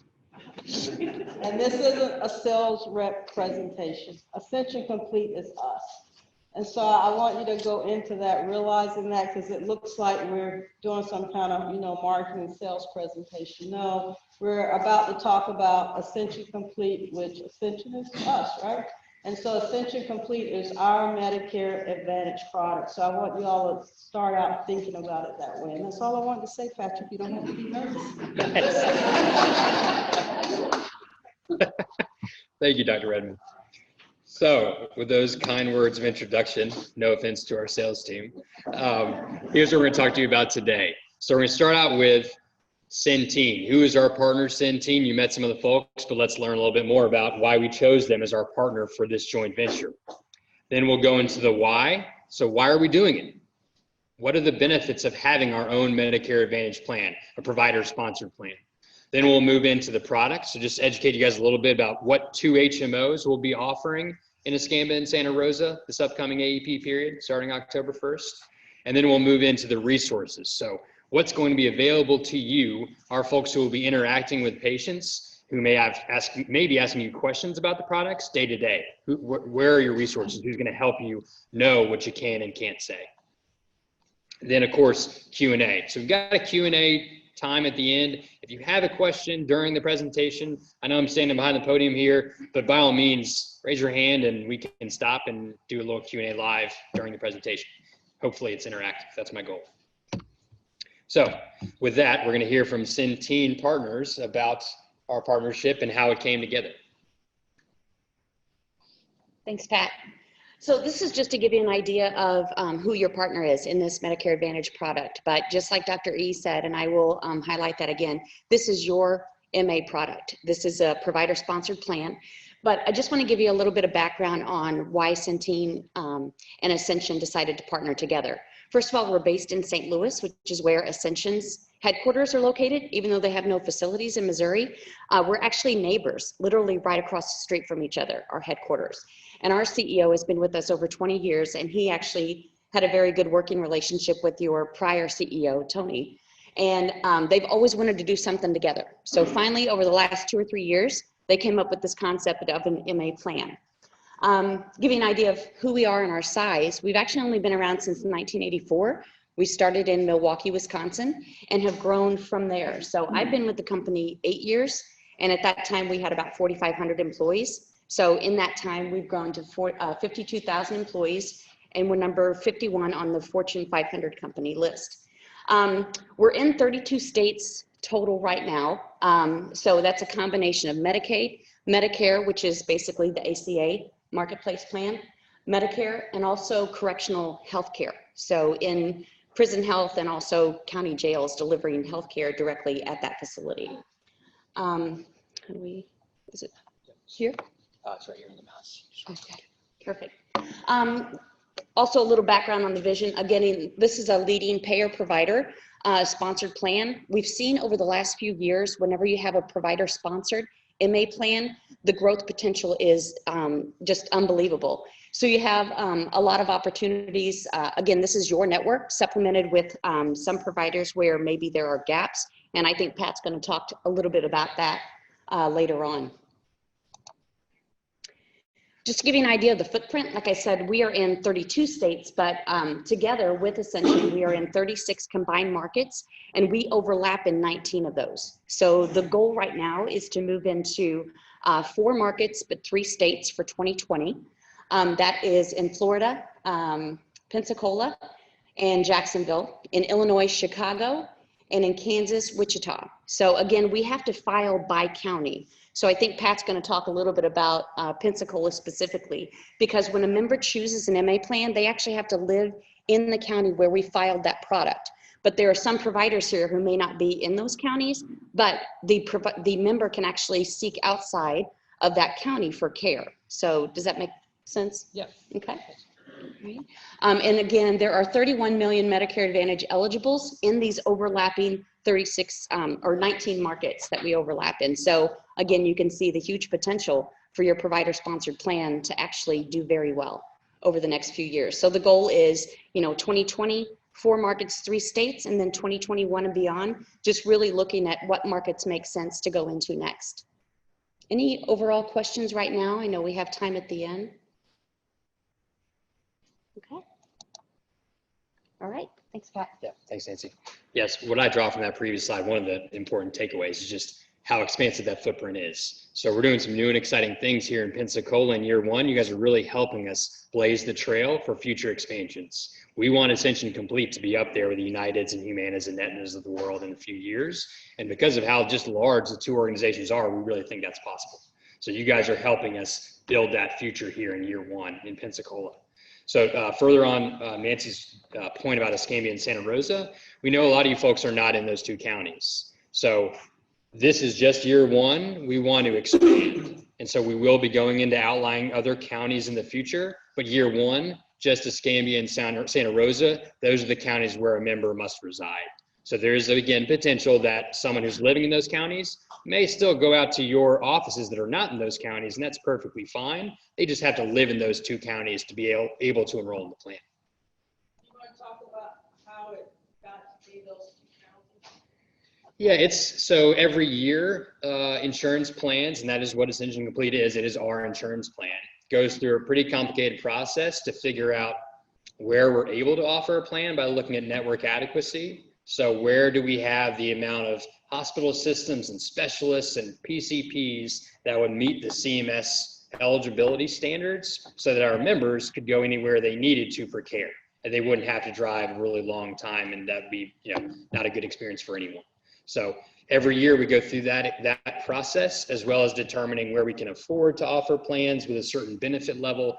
It's a lot of teams working together. So every year we're going to reevaluate those standards and who we can have in the network and what benefits we can afford to decide where we can go next. So Nancy touched on this briefly, but why does this matter? Why are we doing this thing besides just the ability to have a plan? What's kind of in it for you guys? So I think in my mind, the improved experience may ring home the most here out of these 3 options. So you guys have lots of MA partners out there. This is the only plan where you're going to have a seat at the table to help drive policies around medical processes. So think like prior authorizations needed, step therapy requirements for drug lists, plan design, what benefits are important to your patients. We have a seat at the table because it's a partnership with Centene and it's our plan. We get to make those decisions.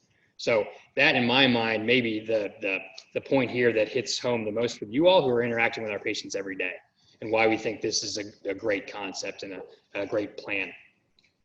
Otherwise, the other 2 pieces, financial opportunity, these are HMO products. So, and the network is centered around Sacred Heart. So continuity of care, real ability to improve that with these products. You guys know with original Medicare, your patients can go anywhere. They can go anywhere that accepts original Medicare. With our Medicare Advantage plan, they need to stay within the walls of Sacred Heart. So our specialists, our hospitals, our primary care doctors, with very few exceptions. So a real benefit to us, and we think to the member too, is just that improved continuity of care. The other piece, quality on here, I think you guys probably already know, STAR score is vital for success in Medicare Advantage plans. So we will need all of your help in making sure we have a 4-star to 5-star plan with Ascension Complete. So let's talk about the product. So we won't be able to enroll anybody if we don't have a great product, and we don't expect you guys to even talk or endorse Medicare Advantage options unless you believe in the product. So we built 2 HMO plans that we think offer great value to our patients.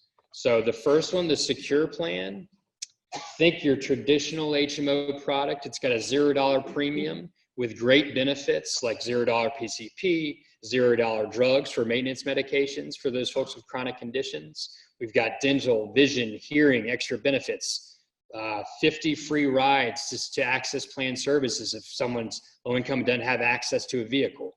Let's think about over-the-counter allowance. So up to $100 every quarter to spend on over-the-counter medications. So compare that set of benefits to, like, say, original Medicare, and really it's offering a lot more to our patients. Now, it's going to be competitive because this is a very competitive Medicare Advantage market. It's going to be competitive with those other plans you see out there, but it's going to be one of the best. Now, the other one, the reward plan, you guys may have seen these. They're not as prevalent in other markets outside of Florida. This would be what we call a Part B give back. So let's say you have a patient that doesn't really expect to utilize healthcare services as much, and they value getting $50 more per month back in their Social Security check. It's going to be a great plan for them. There is no plan premium. I'll repeat it again. 0 premium. They actually get $50 back per month just for being a member of the plan. So we think we've got 2 great products here that will appeal to a lot of our patient base, and we're really excited about rolling these out during AEP. And I'll just put this plug in a lot today, but that's starting on 10/1. So we are getting really close to that. Any questions about the 2 HMOs we're rolling out here at this AEP? Yes. So if they take this and let's say they go to D and something happens, how does that work? Yeah, great question. Thank you for asking that. So if it depends on the situation. If it's an emergency, they have coverage for their care. Emergency services are covered regardless of network. Now, on the flip side of that, if they go to Tennessee regularly, because they live there during the summer or winter or whatever, this may not be the best plan for them because they will not be covered for services they receive that are not emergent. That's probably the biggest drawback on this plan. You have a great plan with amazing benefits, but you do have a more narrow network. So folks, if they utilize a specialist, which they will not ever change, that's not part of Sacred Heart, this again is probably not the best plan for them. Yes.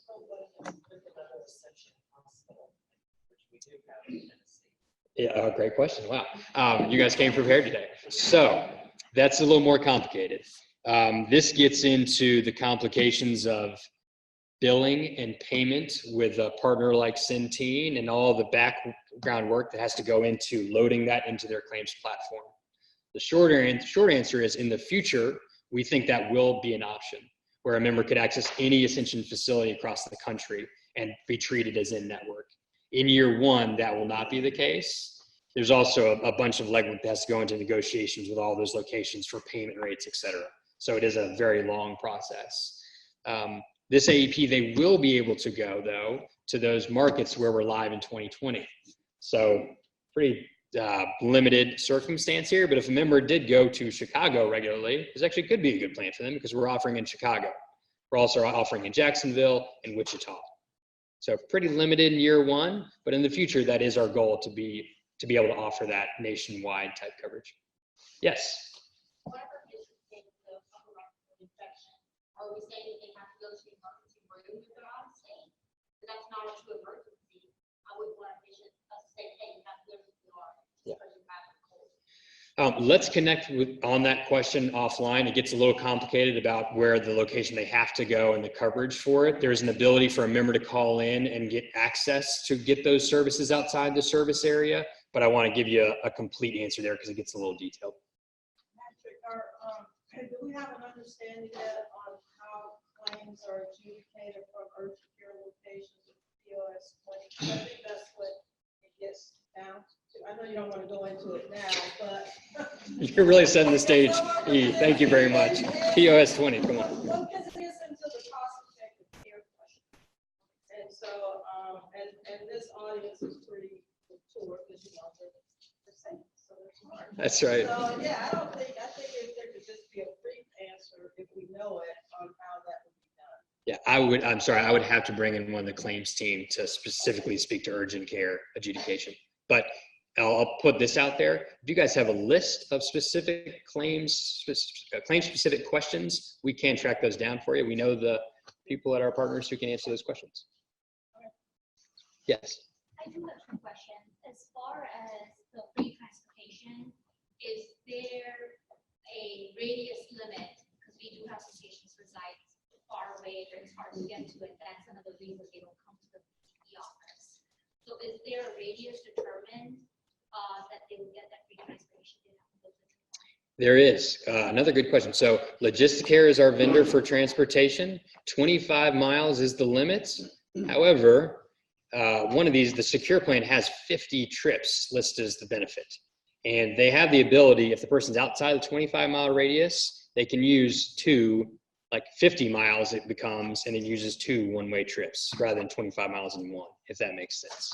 And with the beneficiary, who's responsible? Will they set it up? They'll call, like, I need a ride, or is it the PCP office or specialty office who ask, set that up for them? Right. Who's responsible? The member, the beneficiary would set that up.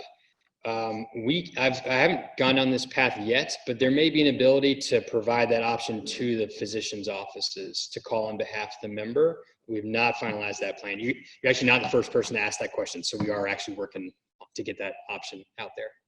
And I know I said I had 2 questions. Yeah, I'm sorry, we got it. Sorry. As far as off and referrals, since it is an aging product, what about our PCP offices? Will they still have to do referrals and offs on behalf of the beneficiary when we are seeing these patients to the specialty, because it is an essential product? So how would that work? How does that happen? Yeah, so great news. There are no referrals on this plan. No referrals required. Yeah. Glad you asked that third question. Really nice. No referrals required. There are authorizations required for certain services, but a member has the ability to go anywhere in the network whenever they want. So no referrals. Yes. Several of our HMOs and insurance offers that. The biggest failure point of that is it requires a minimum of 72 hours to book the appointment. The patient population may not just in 3 days. Is there a way that it could be the day of service? That is a challenge that exists in the transportation world. You're exactly right. I used to work for Humana, and we had the same problem with Logisticare. The problem is there aren't many great nationwide vendor options out there. So Logisticare hasn't really been forced to become a little more customer friendly yet. In my old world, I did work with them to improve that, try to shorten that window a little bit, so we can do that. Especially as we grow in size, we'll gain more leverage with Logisticare. But today's world, yes, that's the same rules apply. Yes. We have a couple of specialists that we don't have in our system. How will this thing, will we be able to go? Nephrology, urology. Yeah. Don't have it here, so. Will that cover him to go there, or will he be out of our network outside? Yep, this is a really important question, so I'm glad you asked it. We have to have every type of specialist to offer all the services that original Medicare covers. So even though nephrologists, urologists are not part of the, you're saying part of the network, we have contracted with some of those providers so that we can meet CMS adequacy standards. Now, that doesn't mean we contracted with every single doctor in town. So when you sign up your dad, you would have to work with the sales agent to make sure his doctors were in the network. And that is a part of the process. Just want to make sure everyone's comfortable with that. And we're going to talk about when there's a sales agent actually in the clinic, but that is part of the enrollment process. Let me check and see your PCPs in the network. Let me check on your specialists. That's a standard part of the process. If his doctor is not in the network and he will not switch, it's probably not the best plan for him. So Patrick, let me see if I can answer this, and Craig, tell me if I'm wrong, but in general, it will be the Smart Health Network. So if you know that there's specialists that we don't employ, but they're currently part of the Smart Health Network in these 2 counties, then it's probably going to be that specialist. But I agree, you want to check with the marketing and sales reps that are these. So I'm like, okay, let me qualify that, and they should be able to answer. Yeah, and on that, we just so background, we use the CINs in both Pensacola and Jacksonville to be the broad foundation for this. Obviously selected where we had better alignment and partnership with providers, because we want to, as we're moving forward into this product and other products, we'll be more prepared for that. So that was kind of the foundation for the network. But also in your question, some of the navigating of the transportation, and E may can speak on this, care management services from legacy ATM and otherwise are going to be available for this population too. So you have some support outside of your four walls of your office as well. Yes. So my question is this product's going to be for people who live in the county. But if, say, the patient lives in Santa Rosa and they can get the product, but they have their primary care is in Okaloosa County or Walton County, does that product carry over, or are they out of network? Right. So we'd have to get into specific doctors to make sure. But if they live in the county, I would wholeheartedly suggest they talk with a sales agent to determine, are those doctors in the network? If they're part of the Smart Health Network, if they're part of the family here at Sacred Heart, I would think they're in, but I would just want to confirm, because our network of doctors expands outside of Escambia and Santa Rosa for the plan. Does that make sense? Yeah. Okay. This may be a challenging question, forgive me, but I wouldn't suck the background. Would this program be an opt-in for our associates that could opt in? Would it be an EAP provider source for our associates? I will. That's a good question, but I'll have to get back to you on that. I'm not sure the answer. For the associates that are Medicare.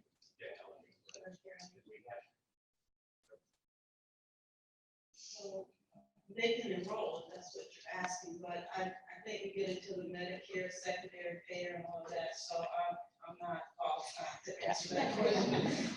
But all of our employed physicians and providers are part of the network. They make up the major part of the network. So that's important. So if the PCP is in another county, but they're affiliated, but they're employed by Sacred Heart, then they would be part of the essential. Yes, in the back there. So if we have an ENT here in town, but that ENT is overwhelmed because it's a small department, and just you said ENT, and we have another ENT that's down at Destin, are we going to require those patients to go to Destin to see and network physicians? You missed it. Yeah.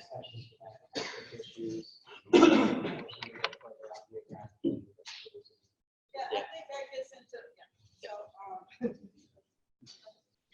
that gets into the care management piece. So I think we have to know the actual situation and then get the care managers involved, because that deals with care coordination.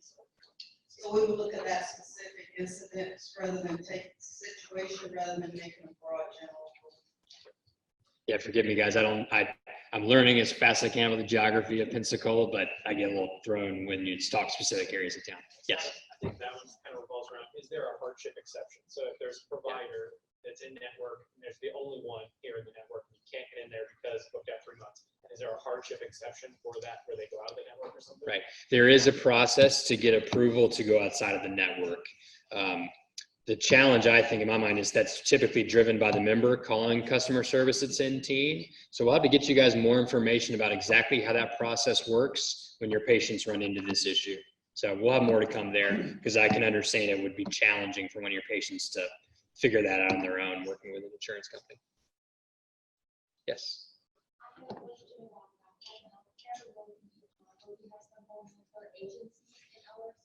We will, absolutely. Home health care is important, so absolutely. Yes. Ooh, we have the list and we can share it with you, but it's pretty long, so I'd rather just share the exact list with you and then go through it. One thing I think is important I didn't cover on earlier, or I may have touched on it, but it's important, so I'll say it again. We do have a seat at the table with our partner with Centene on this. So the idea is we'd start out with a prior authorization list. And we'll be studying that and how it's working throughout the year. If we see some of it's a bit redundant or overkill because providers are following the right procedures, there's no real need for that authorization, that's going to be part of our process to see if we can remove the authorization requirement.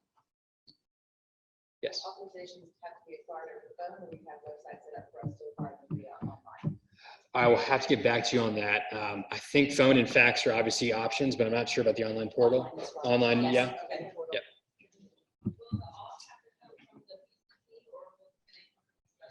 And come from specialists too. Yep. Learning some good points for the next presentation. We're going to hit on. Good. Okay, we're going to move on. We're going to keep rolling here. Great questions, though. I really appreciate the engagement with the audience here. Formulary, I think the takeaway I want to give you here is the formulary for these plans, it's the same on both the HMOs. It's very competitive with other MA plans you see in the market concerning which drugs are included or offered by or covered by the plan. Again, the good news, there are $0 free drugs for some of those folks with chronic conditions, generics for those maintenance medications. Also, again, seat at the table. I know you guys experienced some challenges with changing step therapy rules. So we have a seat at the table every quarter, I believe, to work with Centene to make sure there's consistency in those rules. And we are making the best decisions for our members and then also for our physicians and staff. Okay, AEP preparation. Oh, yes, question. So a lot of your competitors are offering members incentives to get wellness visits annually, have certain tests annually. Are y'all offering that? We are. So pretty excited about this. We're offering $100 to our members to get an annual wellness visit. So good incentive to come in and get that service done. That's really important to us. We think it's important and a great benefit for the member. So $100 for that. We're also covering, I think, 5 to 6 other services, but they're much smaller incentives. I think it's, I want to say from memory, $25 for the statin use for folks with cardiovascular disorders. And then it's $15 for things like breast cancer screening, colorectal, and a couple others. Any other questions before I move into AEP prep? Yes. In regards to the annual question, do you have required paperwork that the PCP has to fill out when you get that product on? Great question. I'll have to get back to you on that. I can give you guys a lot of information about how the whole process works. Our vendor partner that Centene's used throughout the country is the one administering it. I believe it's done automatically when the claim comes in, and it triggers the debit gift card to go out to the patient. And then that debit card is reloaded with more funds when they get more of those qualifying services completed. I think it's all claims triggered, but I'll have to, it is all, okay, yep. Okay, thanks guys. So whoever does that work, can we set that with our TS team to make sure it's on a template so our EHR does it easy for everybody? That would be brilliant. Easy sounds good. Let's make sure we get down the takeaway list, yes.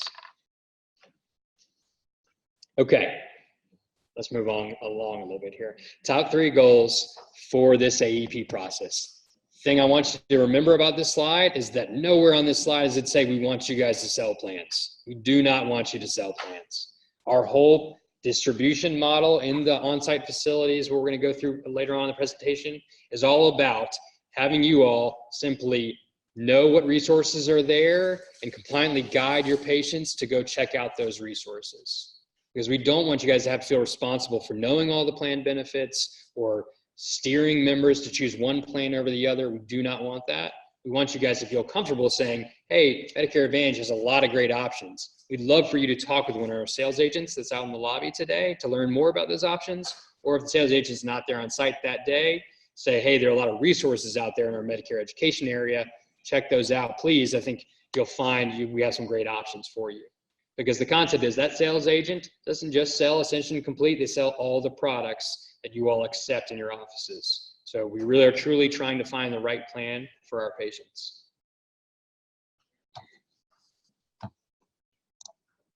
So how do you learn what you can and can't say when interacting with patients? Because we really do want you to engage with them. We want them to ask questions of you about Medicare Advantage, about Ascension Complete. You've got the My Learning modules. So show of hands here. Who loves My Learning? I tricked you. I gotcha. Who has taken the training on My Learning? All right, nice.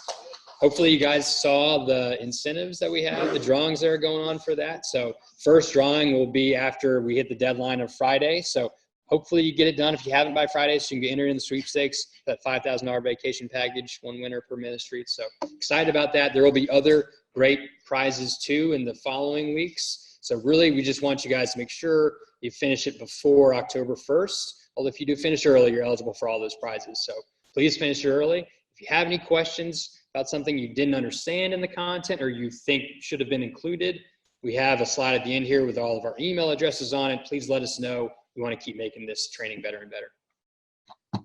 Also, you've got the toolkit that's available. It's on our SharePoint site.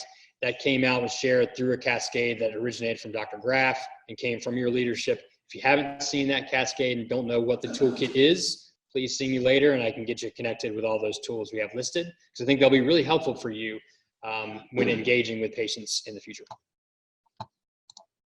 Okay, so the next few slides are just highlights from the training. So if you've seen this already, just bear with me, or maybe you had some questions, you feel free to ask them. But these are some highlights I want you to remember what you can and can't do. So what you can do, and this is a big distinction, where care is delivered versus where care is not delivered. So where care is not delivered, think your common areas like a waiting room. Where care is delivered, that's pretty obvious where care is delivered. So where care is delivered, you should not have any marketing materials. That's probably the biggest no-no. You can talk about, hey, there are plans available out there. Go check out our area where all that is listed. But you just can't have those marketing tools in the patient care area. You can even wear a button on your lab coat that says, ask me about Medicare Advantage. And you can wear that lab coat into where care is being delivered because you're not marketing a plan. You're just trying to educate folks on what options are out there. So biggest takeaway from this, you cannot market in the areas where care is delivered. Next one. Again, this is kind of the flip side. Outside of areas where care is delivered, your common areas, you can have marketing materials. You're going to see this as we roll these products out to your offices if you're in Escambia, Santa Rosa areas towards the end of the month. We'll be visiting your offices to make sure that's all set up appropriately so you guys don't have to deal with it. Also, this is important. You may see this. A patient may come into the office with a letter saying, hey, I got this letter from you, Ascension, saying you're part of this new plan, Ascension Complete. What is this? Have you heard about this? Is this right? We want you guys to be knowledgeable of that and be prepared to say, yes, we are offering this new product. We'd love to educate you more on all your Medicare Advantage options. Go check out our Medicare education area or go talk to our sales agent. So this affiliation is going to go out to your patient panel. Think letters, emails, and phone calls. So we are really going out there because we have a really aggressive sales goal and we want to connect with the patient base. So there's a great chance they'll come in and say, why did I get this in the mail? That's all right. Go ahead. Will there be a local area that a patient can call and make an appointment to get someone? If you're not there in the office at the time, or the in-house office or outside office? Yeah, love that question. So yes, there are going to be local agents. So let's say you have an office that's maybe a little bit, you have a smaller MA eligible population. You don't have a sales agent there every day or at all. There's going to be a box. Darren, you mind holding that up just so the whole crowd here can see it? This is a permission to contact box, or what it's called. So, or a drop box or a lock box, called lots of things. Patient fills out their information, drops it in the box. Our team, MHB, Jeff, you want to say hello? Medicare Health Benefits. This is our Santa Claus. Yeah. This is our. I'm your contact for all your offices. It's going to have the boxes. I will actually come in with the brokers, run your liaison. So if you have any issues or you have any questions or you have anything that you need, you're going to call me. And then the brokers will be coming in to your office a couple days a week, and they can also answer questions too. But hopefully it'll be a smooth process and we'll get as many people enrolled as possible. That's right. So they're going to get a call from MHB and they'll be able to have an in-person conversation there locally if that's what they prefer. Other options on those materials you'll see will be website or telephonic. So if customers would rather have that, that's an option too. Yes, in the back.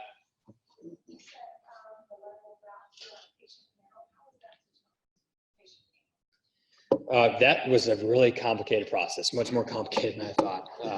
Darren's laughing because we had to do it ourselves. It Yeah, was so very tough. we can do basically some communications to our seniors that are 64 plus, so some that are aging into the process. But there's only so much marketing we can do to them per some legal regulations, but we are going to reach out to them and let them know that Ascension Complete is utilizing Sacred Heart Ascension's network. But then we'll also let them know there's other opportunities in terms of other payers that we work with. We can. Yes, and I'll cover that in just a second on the other slide. Yep. Yes. That actually calls on Medicare patients with different payers to set up these appointments that we were talking about a few minutes ago. How often can we produce, I mean, quarterly, a list of patients that have joined our Ascension Connect, or excuse me, I'm sorry, Ascension Connect? Yeah, I think our goal, check me this, Nancy, but I think we want to get that member eligibility report out in January, and then it's going to be every month. So yeah, we will be connected because I know how important that is for new members to bring them in quickly and build that relationship. Okay, let's keep going. Okay, again, may not, what you cannot do, big red hand, no, no, no. You can't accept enrollment applications. You, the provider, staff, physicians cannot do that. Only our friends, our sales agent partners can do that. So if a member tries to give it to you, actually we have an answer in here in the Q&A part, but you can't accept it. You can then direct them to mail it in or meet with one of our sales agents to give it to them. Good question. I don't think they can. Yeah, you actually, yeah, that would be easy, wouldn't it? But no, can't do But that. you can call me though, and I'll come take care of it if I need to, or they can't leave personal information. There's a timing issue with that. We have to process that enrollment within 10 days. So if it's left in the box, we don't pick it up for 2 days, that application timing is over. All right, so now we're changing gears a little bit. Again, you've seen this, you've taken the training, but this is just situational responses, examples of what you may run into with your patients. Hey, a patient comes in and says, I've seen all this marketing. I got a letter in the mail, affiliation announcement. You got a new plan, should I join it? Gosh, I mean, it'd be easy just to say yes, right? Don't do it. All right, I know you'd want to, but there is a concern about CMS steerage. It's not compliant. You can't tell a member what plan they should enroll in. So absolutely, as you can see here with the appropriate response, we want you to speak positively about all their options. But you can't just tell them flat out, you should enroll in this plan versus another plan. We don't want you guys to fall in that trap.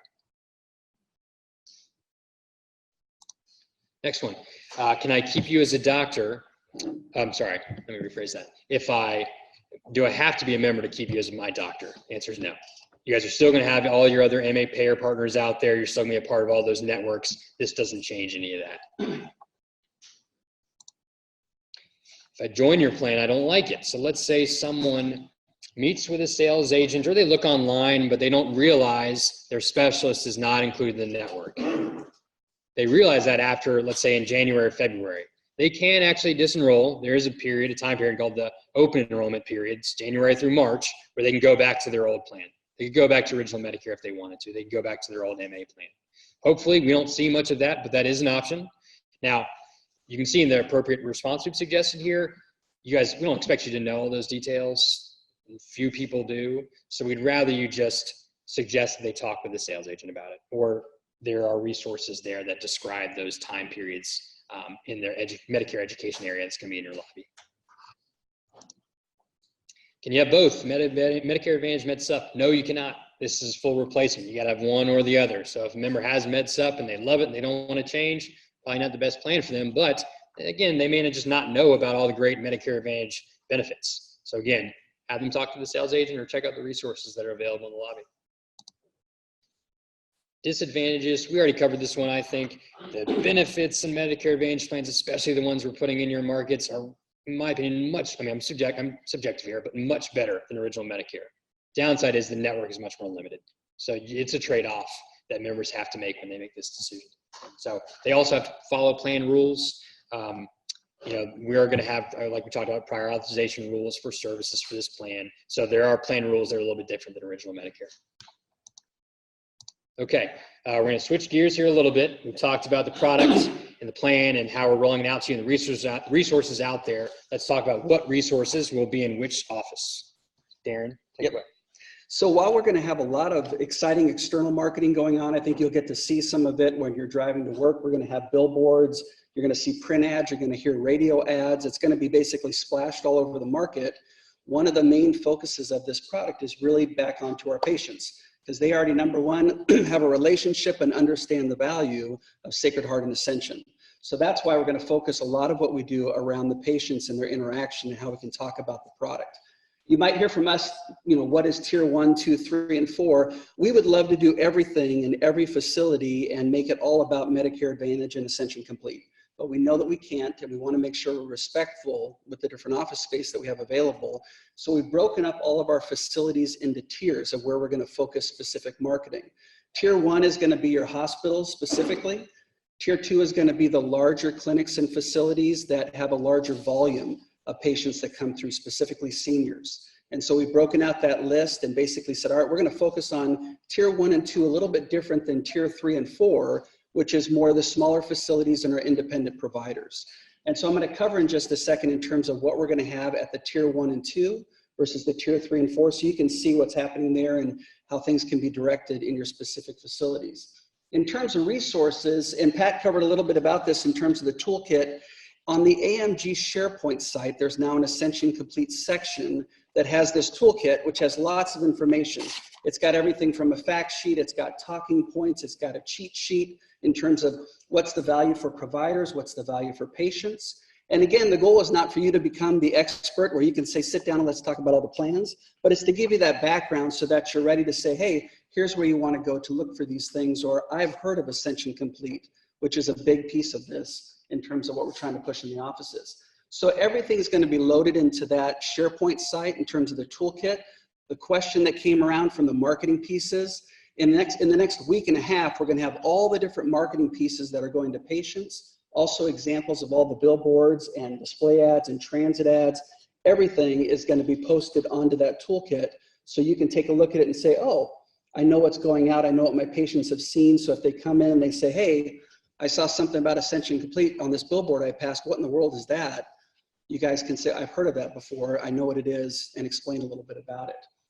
In terms of resources, and in a couple slides, we'll talk about the different resources you have available, but there's going to be the information again on the SharePoint site. We're going to have some email resources available in terms of questions, but then you also have the boots on the ground, which are the folks you see over here in terms of the sales agents and staff to support this. Along with, though, if you have any questions, you can talk to your leaders and then any of the folks up here to make sure that we're answering those questions as we get closer and going through what we call annual enrollment period, AEP, which kicks off here in just a few weeks.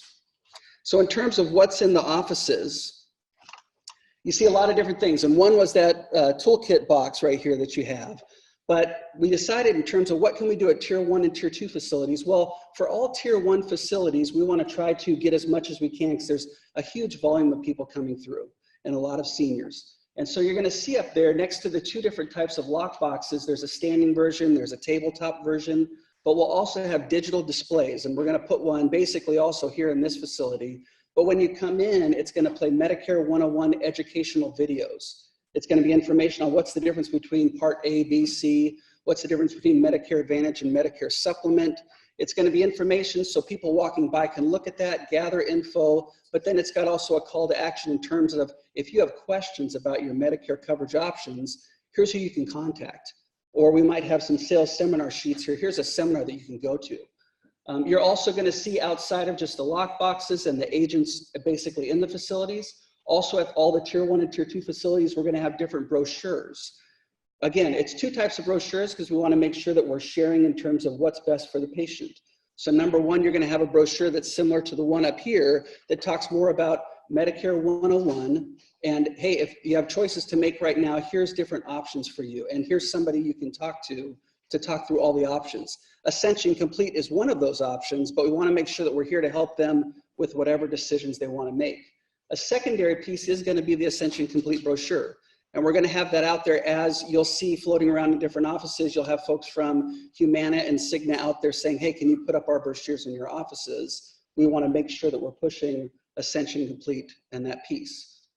Then you'll also have, in terms of some different things, you see a little box down in the bottom right.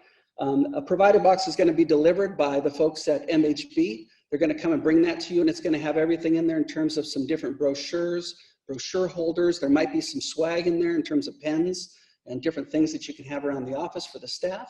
But then there's also going to be things like a Post-it note that says right there, Medicare questions, call for a free appointment, that you can basically peel off and stick on maybe discharge papers or an appointment card, anything that you're handing out to make sure folks know, oh, there's options that someone's here to help me, and Ascension's providing that. So we've got lots of different opportunities in terms of how we're going to market that. In our tier 3 and 4 facilities, we'll be doing more just around the brochure piece, just because we don't have a lot of office space. But one of the other things that we're doing is we're working with all of you and then other folks to find out what we can do at each office, because we understand space in your office is limited and we don't want to take it over. We want to make sure that you're focused on what your goals are in terms of around patient care. So we're going to be working on you in terms of where to put things, what we can and can't do, and making sure that we're making this a nice seamless fit in terms of what we're doing. So all of this information is again going to be put on the AMG SharePoint site. We have some email communications coming out over the next few weeks. We don't want to bombard you with a ton of emails in terms of just filling you up of information, but we'll give you a couple little blasts in terms of here's what's going on, here's things happening in terms of outdoor advertising, things you might see, just to keep you aware in terms of what's going on in the market. So any questions on the marketing component of this? My part's easy. So, and one of the other things too is we have a fact sheet that is part of the toolkit. However, we did bring, and I think back by Christina, we have about a few hundred of these if you guys wanted to take some and be able to share it with your groups. Just a little bit of information on Ascension Complete. But not with patients yet, just throw that out there. We can't actually talk about the plan until 10/1. So just like Darren said, in your provider offices with your colleagues, but not with patients yet. Okay, we're almost there. So resources, Darren mentioned this earlier, we're all here at your disposal to answer your questions. Let's say you get stumped with a new type of question from a patient, you don't know how to answer it. Let's say you've run out of marketing materials in your office and you need those replenished, or you can't get a hold of someone that you usually talk to. So it's all here. Feel free to contact any of these folks, try and get answers. I actually have a person here locally, Danielle Baker. She's going to be starting on Monday. So her whole job is to make your lives easier when dealing with Ascension Complete. So you will see her at the end of the month when we're going around setting up these marketing materials and Medicare education areas that Darren just went through. So it's like a first day, so it'll be nice. But yeah, she'll be here to help you guys succeed with this product. Okay, Laura, are we on? We have a good 15 minutes for more Q&A. Okay, good. Yeah. Wait, you there more? Right up front here. Okay, I'll just talk real loud. Yeah. So do you guys use HEDIS measures to determine like the population health piece of it, like the other Medicare Advantage plans? We will. Okay. I'm glad you stars are really important to the success of the plan. So we will be monitoring those closely. There will be some incentives tied to specific HEDIS measures in year 1, but then in year 2, it's really open season on all HEDIS stars related measures because we will be a downside risk at that point. So they're all important. And they're all important anyway, but it really, the importance of, escalates in year 2. So the first year will be kind of like a catch-up year to get all of that data to you guys, or will you be getting that from Medicare? These are going to be folks that potentially come off our ACO panels to join the HMO product, right? So we'll have the info and charts, but it won't be there. Is that right? That's a complicated question. I may need a little help on that one, what we are able to use. So great question, because a lot of these folks, you're right, will probably be coming from our existing original Medicare population. So for those services, we'll have a lot of that information in our EMR from the Medicare years. And can we use those towards closing gaps for patients? Craig, do you have a thought there? I'm sort of, maybe not, but but there will be some assistance. It won't kind of be remoted in the background for pulling that information. It will be portal driven. Sometimes we may have to go and add certain codes to claims, but that's all being worked on through educational process, both for coders, billers, transformation specialists. So we do have a process to start educating on quality and CPT codes and so And the only thing that I was going to add, obviously a separator with this plan is it's supported by Ascension Actuary and Analytics, it's supported by solutions. And so the work that, our teams and Laura's team, you all have been doing with MSSP, Smart Health, those other populations, all that's getting forwarded to this population as well, from the get-go. So obviously, hopefully we have an opportunity once we have those, the enrollment, the patients that have enrolled identified, we can start working with practices about how can we build some of that background information to best manage the patient so that we get ahead, especially with AWPs and otherwise. Are you going to add anything? Yeah, they'll be laser focused on the quality metrics. There are 6, I think, in the first year, pretty common metrics that you would expect, and then the second year would be we'll be looking at all the metrics that drive the star ratings. And good news, we tied the member incentives directly to those star HEDIS measures that are focused for year 1. So we're trying to hit it on both sides, trying to incentivize the member to come in and get those services and work with you all to make sure they get them as well. Yeah, in the back there.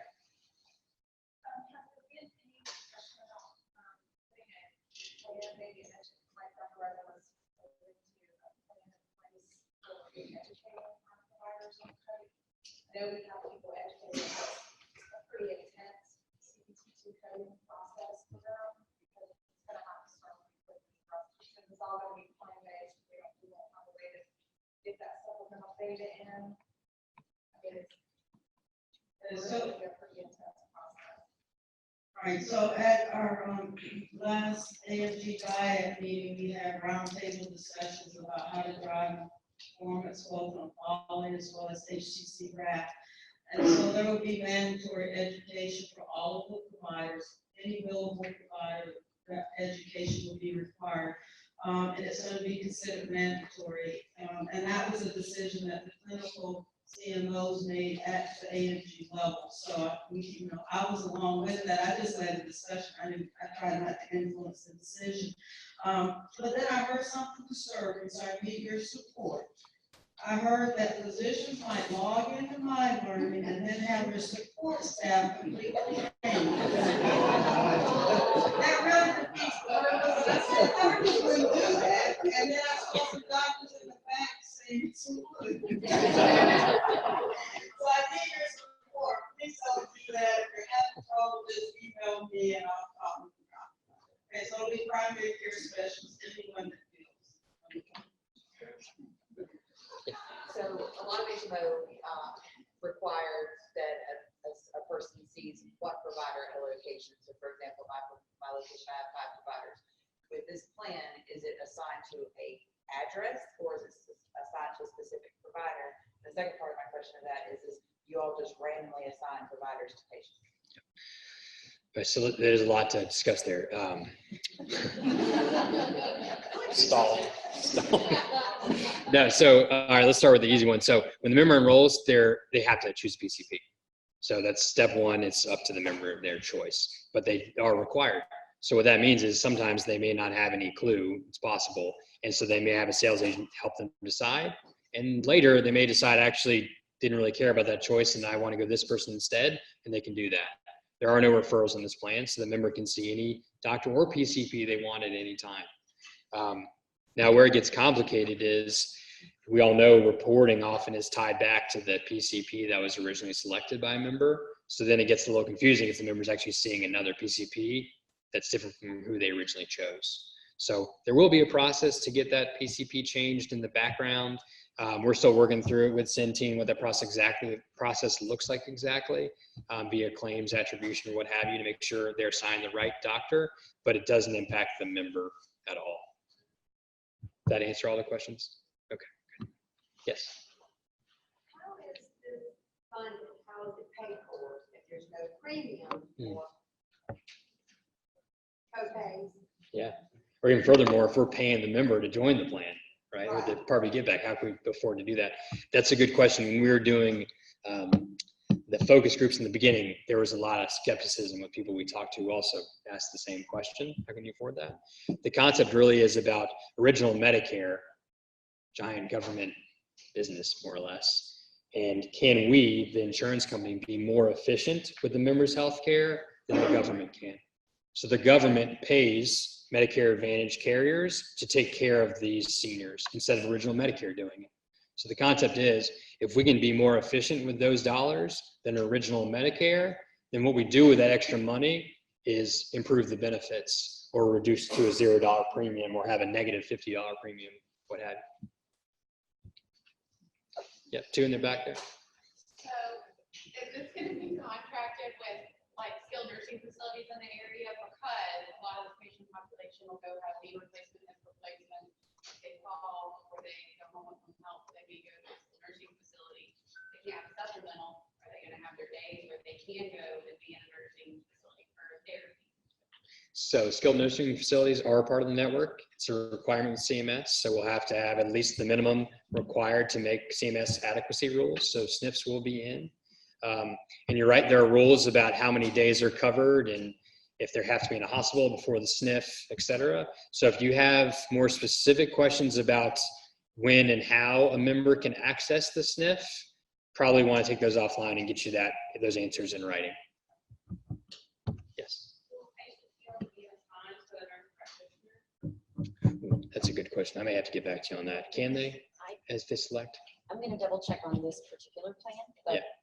on the Typically, other yeah. because they do count that as PCP. Right, typically yes, and then but the PA is typically no, Yes. right? Yeah, it's typically NPs are okay, but PA cannot be assigned as a PCP. But we'll confirm that and get back to you. And yes, right, yeah, there. Yep. Well, speaking from the specialist office, you say no referrals are required. So my specialist wants to do surgery. Who's required to get the off? PCP or the specialist? That specialist has the ability to get the authorization for the service. Some insurances, PCP has to get the off. Okay. Yeah, we'll double check to get back to you on that. But it's my understanding that. Yeah, I think that was something that when the physicians had input, it was, I think, that it was supposed to be that the specialist would request that. I think so, but. And Yeah. then I go back Yeah. to the PCP, but let's just Right. verify. Yep.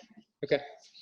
Yeah, we'll get back to you. Double confirm. Yes, in the back there. My question is, with ABM forms and preferred labs, do they have, we still require to print out ABM forms where those prices are different things, and also preferred labs, will they have to go to a certain lab in order to have blood work done, because certain things Medicare does not pay for, and then there's just a price that the patient may be responsible for? There is a network of labs and they do have to stay in the network. So I don't believe all labs are in. And I think there is a preferred network for labs too. So your Quest and LabCorp are going to be your preferreds. Not sure if we have any other besides Quest and LabCorp. Other labs may be more expensive if they go outside of those two.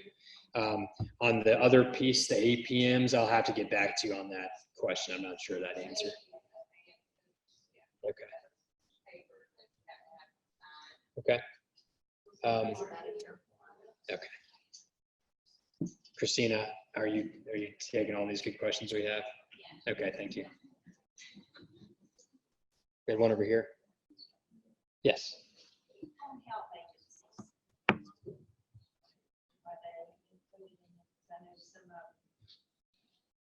of them now only allows this agency, this healthcare allows that. Very similar. So not all home health agencies are going to be in the network. Have to use those home health agencies that are part of the network. Yes, there will be some. Yep. Yes. A lot of our offices have lab expresses admitted to them with Sacred Heart. So if the patient does sign up for the extension plan and the preferred lab express or LabCorp, so then we would have to tell them, sorry, you can't use the lab. I'll have to check on that. I believe those are in network though. So that may be something we'll have to check on every single one, but I think that was the intent, that if it's an on-site lab, it's going to be part of the network. Yeah. Same thing for on-site. Yes. The question, if y'all didn't hear that, said same response for on-site imaging. The answer is yes. I do have a quick question about the ECP assignment, and you're saying it can kind of go around. What we have seen with our own smart health plan is somehow in the background, we as insurers sign up for PCP. It doesn't come across with verification of eligibility benefits. Somewhere in the background, when our claims get processed, denies your authorization because they have chosen a PCP on the website with Smart Health. And it denies any other same PCP, internal medicine, family practice doctors claims because it's not the one they chose in the background. Even though we're an other plan, we are not HMO. So with this plan, if a patient is somewhere assigned and the card does not have it, will those claims be processed and paid no matter who they see? Yep. It's my understanding that authorizations can come from anyone, provider or specialist in the network, and it should pay. We've had a lot of questions today about that, so I just want to confirm and get you guys back all the rules to the road. It's not just which services require authorization, but who exactly can submit for those authorizations.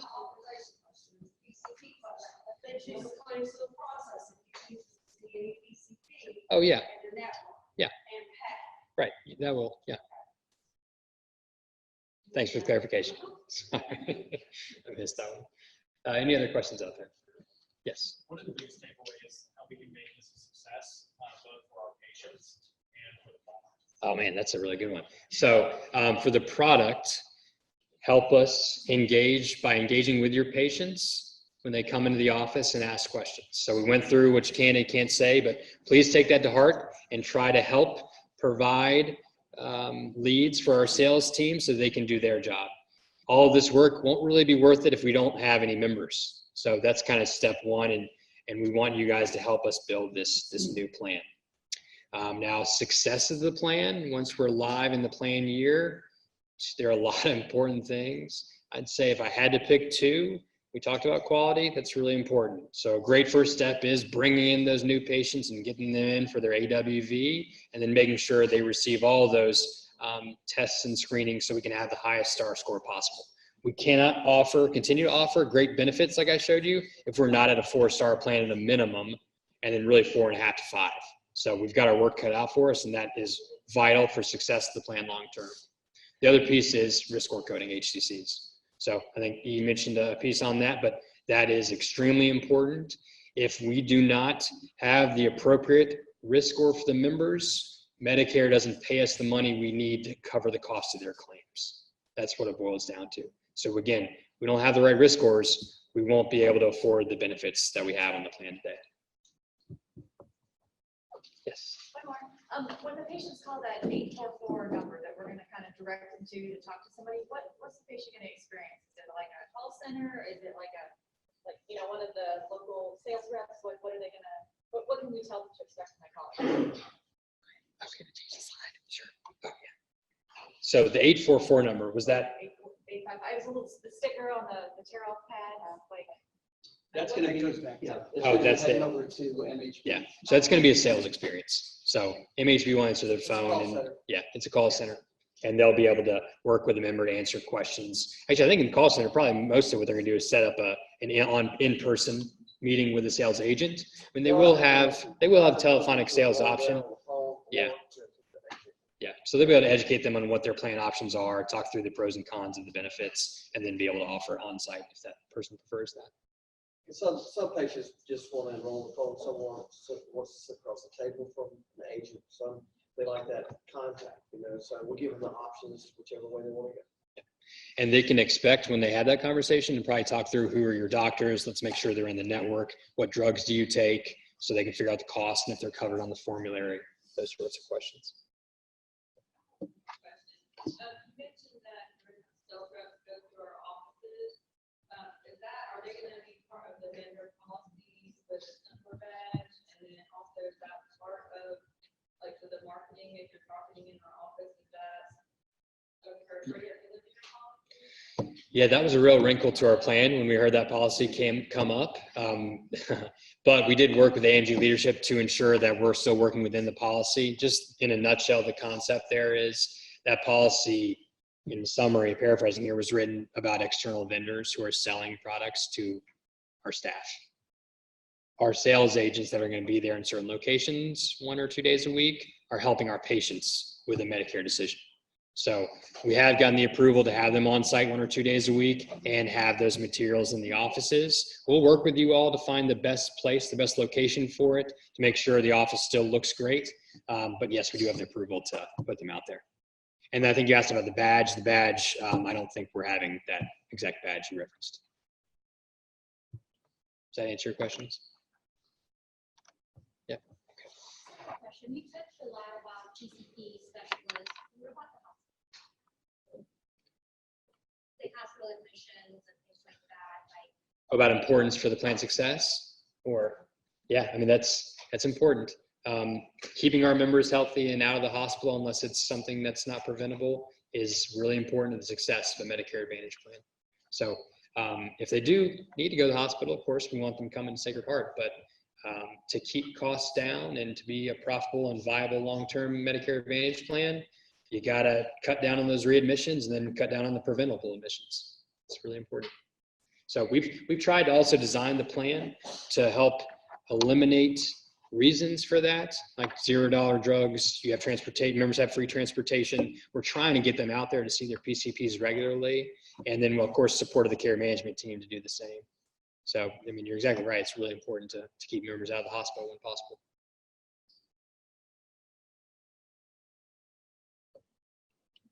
Okay, any other questions?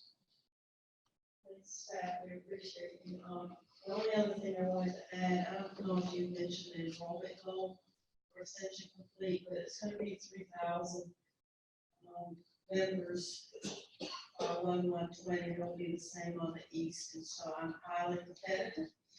And I'm hoping that we can get updates on where we stand. Sometimes I know it's not easy doing open enrollment, but I think it'd be really good. I don't want you selling the products. That's what our friends that have expertise and it's against the rules. But you know, the last thing I want is for a patient to ask a physician about Ascension Complete, and they're like, I don't know what that is. I mean, that doesn't help us at all. So the more knowledgeable we can be, the better. So I thank you all so much for coming, and I think Laura's going to talk about the availability of the team during that, right? Yeah, thank you. Thank you. So we're going to have Matt and the rest of the team stay with us for lunch. We've got a couple of tables in the back where they will be, and you'll probably see them mingling around too. So if you have any other questions that you did not get answered, or if you just want to come introduce yourself, especially if you're anything of this